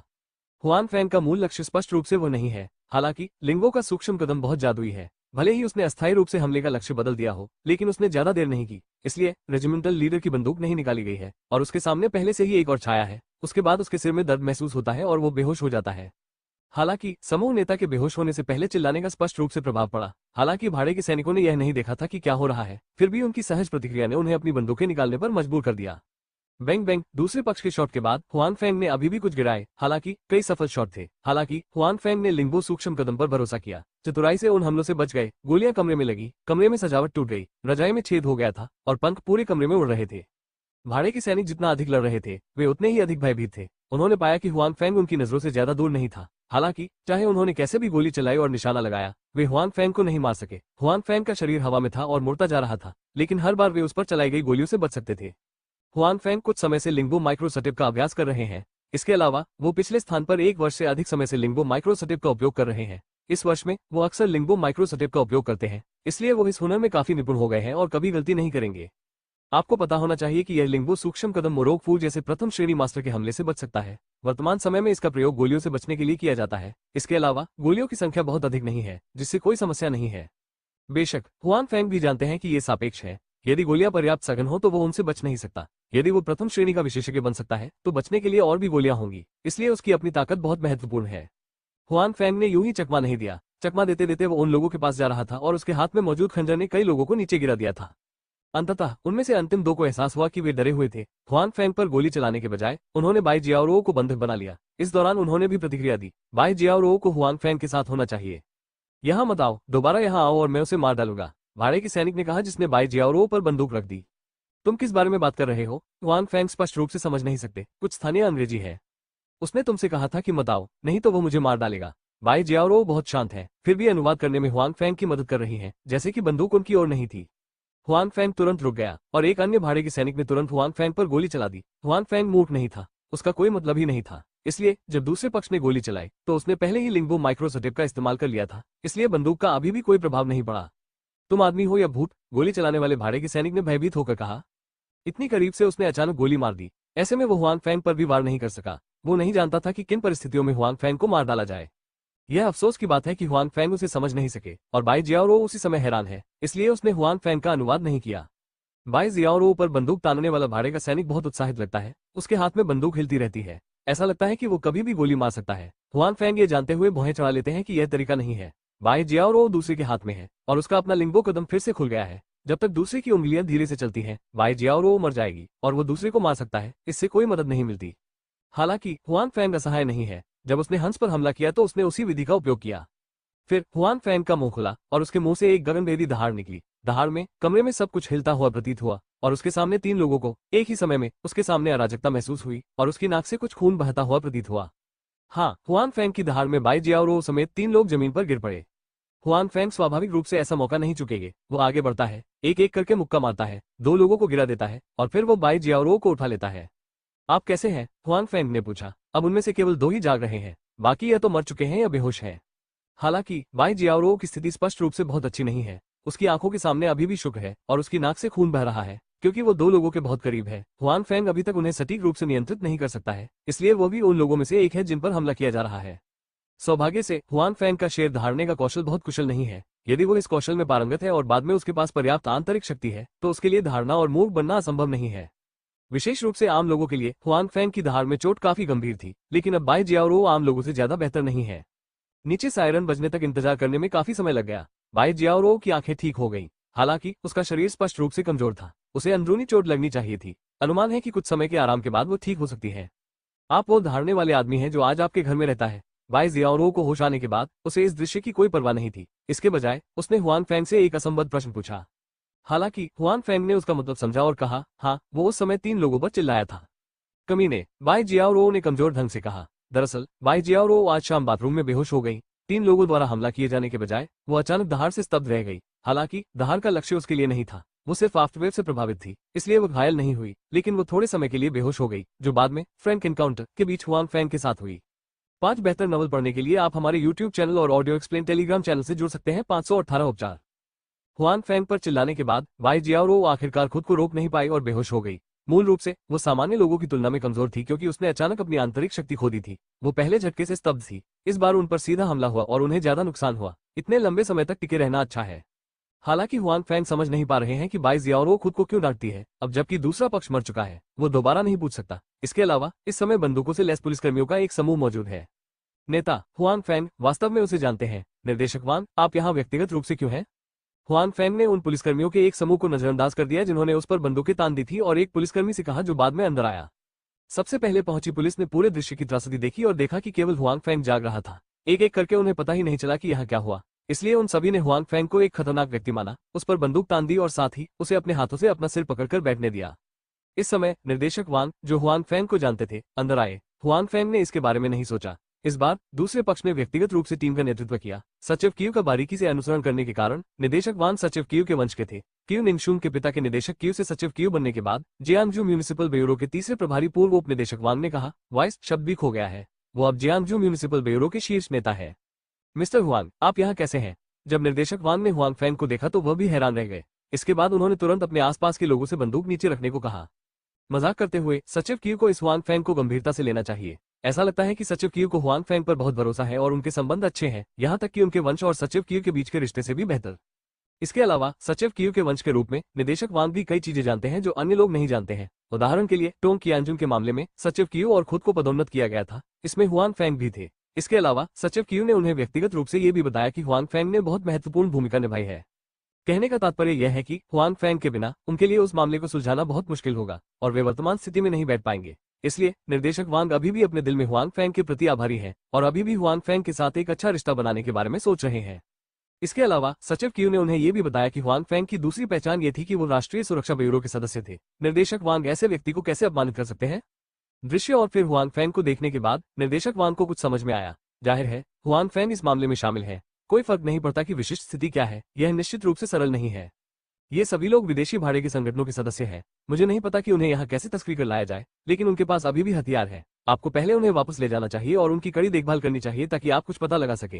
हो सकता है राष्ट्रीय सुरक्षा ब्यूरो बाद में कार्यभार संभालेगा। हुआन फैंग ने जमीन पर मौजूद सभी लोगों की ओर इशारा किया और निदेशक वांग से कहा, ठीक, कोई समस्या नहीं। निर्देशक वांग खुशी से सहमत हुए कि उन्हें नहीं लगता कि हुआन फैंग द्वारा उन्हें काम करने के लिए कहने में कुछ भी गलत था। बाद में ये सब निदेशक वांग पर छोड़ दिया गया। हुआन फैंग खुद बाई जियाओरो के साथ चले गए। हालांकि अस्पताल जाने के बजाय वो बाई जियाओरो को सीधे अपने आवास पर वापस ले गए। बाई जियाओरो को उन भाड़े के सैनिकों सहित आंतरिक चोटें लगनी चाहिए थी। सिंह दहाड़ कौशल से उन पर हमला करने के बाद उन्हें अंदरूनी चोटें भी आईं। हालांकि उनके शरीर बाई जियाओरो की तुलना में अधिक मजबूत और प्रतिरोधी है। सतह से देखने पर यह स्पष्ट नहीं है। बेशक इससे यह भी पता चलता है कि हुआन फैंग का धारने का कौशल पर्याप्त अच्छा नहीं है, अन्यथा धारने के बाद उसे चाकू ठीक करने के लिए आगे बढ़ने की जरूरत नहीं है। दूसरा पक्ष सीधे बेहोश हो सकता है। जब हुआन फैंग अपने निवास पर लौटे तो 3 भाड़े के सैनिक जाग नहीं रहे थे और हुआन फैंग को उनकी परवाह नहीं थी, क्योंकि बाई जियाओरो भी नहीं जागे थे। हुआन फैंग ने बाई जियाओरो को बिस्तर पर लिटा दिया, फिर अपने हाथ उसकी पीठ पर रखे, अपनी ऊर्जा उसके शरीर में डाली, उसके शरीर में तैराया और उसके क्षतिग्रस्त शरीर की मरम्मत की। क्योंकि हुआन फैंग इन दिनों तियानलिन को उसके पैरों के इलाज में मदद करने के लिए जादू और मार्शल आर्ट का उपयोग कर रही है, बाई जियाओरो की मदद करने के लिए इस पद्धति का उपयोग करना बहुत अजीब नहीं है। इसीलिए वो बाई जियाओरो को अस्पताल नहीं ले गए, बल्कि अपने आवास पर वापस जाने का फैसला किया। बाई जियाओरो के शरीर में ऊर्जा धीरे धीरे बहती है और हुआन फैंग की आत्मा अत्यधिक केंद्रित है, क्योंकि यदि कोई गलती होती है तो आंतरिक बल अव्यवस्थित होता है। यह एक व्यक्ति नहीं बल्कि 2 व्यक्ति है। बाई जियाओरो के शरीर में हुआन फैंग का इनपुट सामान्य आंतरिक शक्ति नहीं है, बल्कि जादू और मार्शल आर्ट की ऊर्जा है। इसका प्रभाव शुद्ध आंतरिक शक्ति से भी अच्छा होता है। इसके अलावा बाई जियाओरो की चोट ज्यादा गंभीर नहीं है, इसलिए उसे फिर से होश में आने में ज्यादा समय नहीं लगेगा। होश में आने के बाद बाई जियाओरो अपनी वर्तमान स्थिति को समझेगी। ये स्पष्ट है कि हुआन फैंग खुद को ठीक करने के लिए अपनी आंतरिक शक्ति का उपयोग कर रहा है। आपको पता होना चाहिए कि सामान्य लोग, भले ही वे अपनी आंतरिक शक्ति का उपयोग कर सकते हैं, दूसरों की मदद नहीं कर सकते। ऐसा इसलिए क्योंकि उनमें गहरी आंतरिक शक्ति होती है। अभी होटल में हुआन फैंग के प्रदर्शन के बारे में सोचें। बाई जियाओरो का अनुमान है कि हुआन फैंग की आंतरिक शक्ति अब उस समय की तुलना में अधिक गहरी है जब मैं अपने चरम पर था। क्या हुआन फैंग एक मार्शल आर्ट प्रतिभाशाली व्यक्ति है? बाई जियाओरो ने सोचा। वो जानती है कि हुआन फैंग लंबे समय से अपनी आंतरिक शक्ति का विकास नहीं कर रहा है। इसके अलावा उसने पहले भी हुआन फैंग की जांच की थी। हुआन फैंग के कॉलेज में आने से पहले उसका व्यवहार किसी सामान्य व्यक्ति से अलग नहीं था और एक सोने की खुदाई करने वाले ने उसे फेंक दिया था। और बाई जियाओरो ने पहले हुआन फैंग की आंतरिक शक्ति को महसूस किया था। उस समय वो अधिक से अधिक तीसरे दर्जे का था, उससे भी बदतर। हालांकि दूसरों को ठीक करने में मदद करने के लिए हुआन फैंग की आंतरिक शक्ति इतनी गहरी होने में देर नहीं लगी। अब जब आप जाग गए हैं तो मेरे द्वारा आपके शरीर में डाली गई आंतरिक शक्ति को नियंत्रित करने का प्रयास करें और उन्हें अपने सामान्य अभ्यास पथ के अनुसार तैरने दें, हुआन फैंग ने बाई जियाओरो से कहा जब उसे पता चला कि वो जाग गई है। बाई जियाओरो ने हुआन फैंग के अर्थ को स्पष्ट रूप से समझा, इसलिए इसके बारे में सोचने के बजाय उसने जल्दी से हुआन फैंग द्वारा अपने शरीर में डाली गई आंतरिक शक्ति को नियंत्रित किया और अपने पिछले प्रशिक्षण पथ के अनुसार तैरने लगी। 3 सप्ताह तक इस तरह दौड़ने के बाद हुआन फैंग ने बाई जियाओरो के शरीर से अपने हाथ हटा लिए। इस समय उसे पहले से ही पसीना आ रहा था। जाहिर है उस वक्त उनके लिए यह आसान नहीं था। धन्यवाद। बाई जियाओरो स्वाभाविक रूप से समझ गई कि हुआन फैंग ने अभी क्या किया है, इसलिए उसने ईमानदारी से हुआन फैंग को धन्यवाद दिया। 5 बेहतर नॉवल पढ़ने के लिए आप हमारे YouTube चैनल और ऑडियो एक्सप्लेन टेलीग्राम चैनल से जुड़ सकते हैं। 519 चयन के अवसर। बाई जियाओरो अपनी आंतरिक शक्ति विकसित करती है। बेशक वो समझती है कि हुआन फैंग ने अपनी आंतरिक शक्ति को खुद में स्थानांतरित कर लिया है। कम समय में उसकी अपनी आंतरिक शक्ति को पुनः प्राप्त करना कठिन होता है। इसके अलावा उपचार के अलावा उसने जो आंतरिक शक्ति संचारित की वो वास्तव में स्वयं द्वारा अवशोषित की जा सकती है, जो 10% या 20% हो सकती है। इसीलिए वुलिन में कोई भी अपनी आंतरिक शक्ति को दूसरों को हस्तांतरित करना पसंद नहीं करता। उस स्थिति में न केवल उनकी ताकत कम हो जाएगी, बल्कि दूसरा पक्ष अतीत में हस्तांतरित सभी आंतरिक शक्ति को अवशोषित नहीं कर पाएगा और आंतरिक शक्ति का एक बड़ा हिस्सा नष्ट हो जाएगा। हुआन फैंग की तरह उसने बाई जियाओरो को बहुत सारी आंतरिक शक्ति हस्तांतरित की है। हालांकि बाई जियाओरो ने उन आंतरिक शक्तियों को बनाए रखने की पूरी कोशिश की है, लेकिन उनमें से अधिकांश अभी भी नष्ट हो गई है और उनके द्वारा बिल्कुल भी अवशोषित नहीं की गई है। तुम्हें मुझे धन्यवाद देने की जरूरत नहीं है, मैंने तुम्हें चोट पहुंचाई है, हुआन फैंग ने पीले चेहरे के साथ कहा कि हालांकि उनका जादू और मार्शल आर्ट बहुत अजीब है, वे इस तरह की खपत को बर्दाश्त नहीं कर सकते। जब वो तियानलिन के पैर का इलाज करता था तो वो बस ऊर्जा को नियंत्रित करता था और दूसरे के पैर में तैर जाता था। अंत में सारी ऊर्जा एक चक्र बनाते हुए उसके शरीर में वापस आ जाएगी और कोई बर्बादी नहीं होगी। हालांकि बाई जियाओरो के लिए हुआन फैंग स्पष्ट रूप से अलग है। मूलतः दूसरे पक्ष की आंतरिक शक्ति स्वयं द्वारा अवशोषित कर ली जाती है और तो और इस बार उन्हीं की वजह से दूसरे पक्ष को अंदरूनी चोट लगी है। हुआन फैंग शर्मिंदा है। उपचार के साथ साथ वह अतीत में कुछ जादुई और मार्शल आर्ट ऊर्जा भी संचारित करता है। ये चीजें साधारण आंतरिक शक्ति से कहीं बेहतर है। हालांकि यह अफसोस की बात है कि बाई जियाओरो ने इन सभी ऊर्जाओं को अवशोषित नहीं किया और उनमें से अधिकांश बर्बाद हो गई। यहाँ तक कि जादू और मार्शल आर्ट के जादू से भी इसे बदलने का कोई तरीका नहीं है। हुआन फैंग असहाय है। सिर्फ इतना पता है, बाई जियाओरो ने कहा। जाहिर है उन्हें दूसरों के कर्जदार होने की भावना पसंद नहीं है। इस समय उसने फिर से सोचा, अगर हुआन फैंग निवास में नहीं होता और धारता नहीं होता तो वो बाथरूम में बेहोश नहीं होती और हुआन फैंग उसे नहीं देखती, तो ये सिर्फ हुआन फैंग है। यहाँ तक कि हुआन फेंग ने उसके घाव को ठीक करने में मदद की है और उसमें बहुत सारी आंतरिक शक्ति संचारित की है। उसका दिल अभी भी परेशान है। लेकिन इस समय हुआन फेंग भी समझ गए बाई जियाओरो का क्या मतलब था जब उसने पहले अपने गधे को डांटा था। यदि कोई दुर्घटना नहीं होती तो बाई जियाओरो को उन 3 लोगों ने नहीं बल्कि उसने खुद ही बेहोश कर दिया था। इससे हुआन फेंग को शर्मिंदगी महसूस हुई। निस्संदेह वो ऐसा नहीं कहेगा, इससे उसे कोई फायदा नहीं होगा और इससे वो गुस्से में सफेद और कोमल भी उत्तेजित हो जाएगा। वैसे उन लोगों ने क्या किया? बाई जियाओरो ने पूछा। जाहिर है वो अभी भी इस मामले को लेकर बहुत चिंतित है और पुलिस के आने से पहले वो बेहोश हो गई थी, इसलिए मुझे नहीं पता पीछे की स्थिति क्या है। हुआन फेंग ने बाई जियाओ को अपनी व्यवस्था के बारे में बताया और बाई जियाओ ने सिर हिलाया। वो उससे सहमत है। उसके बाद वो मुख्यालय से संपर्क करती है और योजना बनाती है कि लोग इन लोगों को लेने के लिए वहां आए। आखिरकार ये दुर्लभ है कि इतने बड़े विदेशी भाड़े के संगठन का चीन में प्रवेश हो और वे स्थिति को अपने नियंत्रण में ले लें। स्थिति तो दूर, ये भी कहा जाना चाहिए कि इस बार के मामले का उनसे कुछ लेना देना है। देर हो गई है, पहले आराम कर लो, बाई जियाओ ने कॉल के बाद हुआन फेंग से कहा। ठीक है, हुआन फेंग ने जल्दबाजी में कहा कि वह बाई जियाओ के सामने ज्यादा समय नहीं बिताना चाहता ताकि उसे कुछ भी याद न दिलाया जाए। हालांकि हुआन फेंग फिर भी नहीं छिपा। बाई जियाओ ने हुआन फेंग को ऐसे जाते हुए देखा जैसे वो भाग रहा हो और फिर वो एक दूसरे के विचारों को जानती थी, तो उसने हुआन फेंग की पीठ की ओर देखा और हल्के से कहा, ऐसा मत सोचो कि आज का कारोबार खत्म हो गया है। बाई जियाओ ने इसे हल्के ढंग से कहा, लेकिन हुआन फेंग ठंडे पसीने से सीधे डर गया। बेशक वो समझ गया कि दूसरे पक्ष ने क्या कहा, तो उसके पैरों की गति तेज थी और घबराहट के कारण उसने लगभग लहसुन को अपने पैरों के नीचे दबा लिया था। इस तरह बाई जियाओ, जो बहुत परेशान थी, हंसने से नहीं रोक सकी।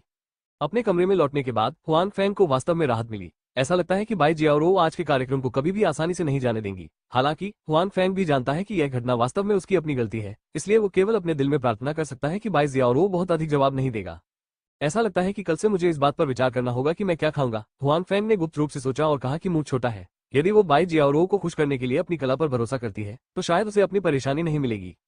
ठीक है, अगर बाई जियाओ सुयुमो जितनी अच्छी होती तो मैंने उसे देखा होता और उसने मुझे परेशान नहीं किया होता, हुआन फेंग ने कड़वाहट से सोचा। लेकिन फिर भी उसे सुयुमो के लिए खेद महसूस हुआ। आखिरकार उसने उस समय उसकी ओर देखा ही था। परिणाम स्वरूप सुयुमो ने अपने बारे में कुछ भी नहीं किया और अपने काम में कठिनाइयां पैदा नहीं की। ऐसा लग रहा था कि उसे वही बात पता नहीं चली। हालांकि हुआन फेंग के आसपास कई खूबसूरत महिलाएं हैं, फिर भी वो सोचता है कि सुयुमो सबसे उत्तम है। न केवल वो सुंदर है, उसका स्वभाव अच्छा है और वह एक विशिष्ट श्वेत समृद्ध सुंदरता है, बल्कि उसमें वो कष्टप्रद अहंकार भी नहीं है। जब वो छोटी बाउन थी तो उसने कभी खुद का तिरस्कार नहीं किया।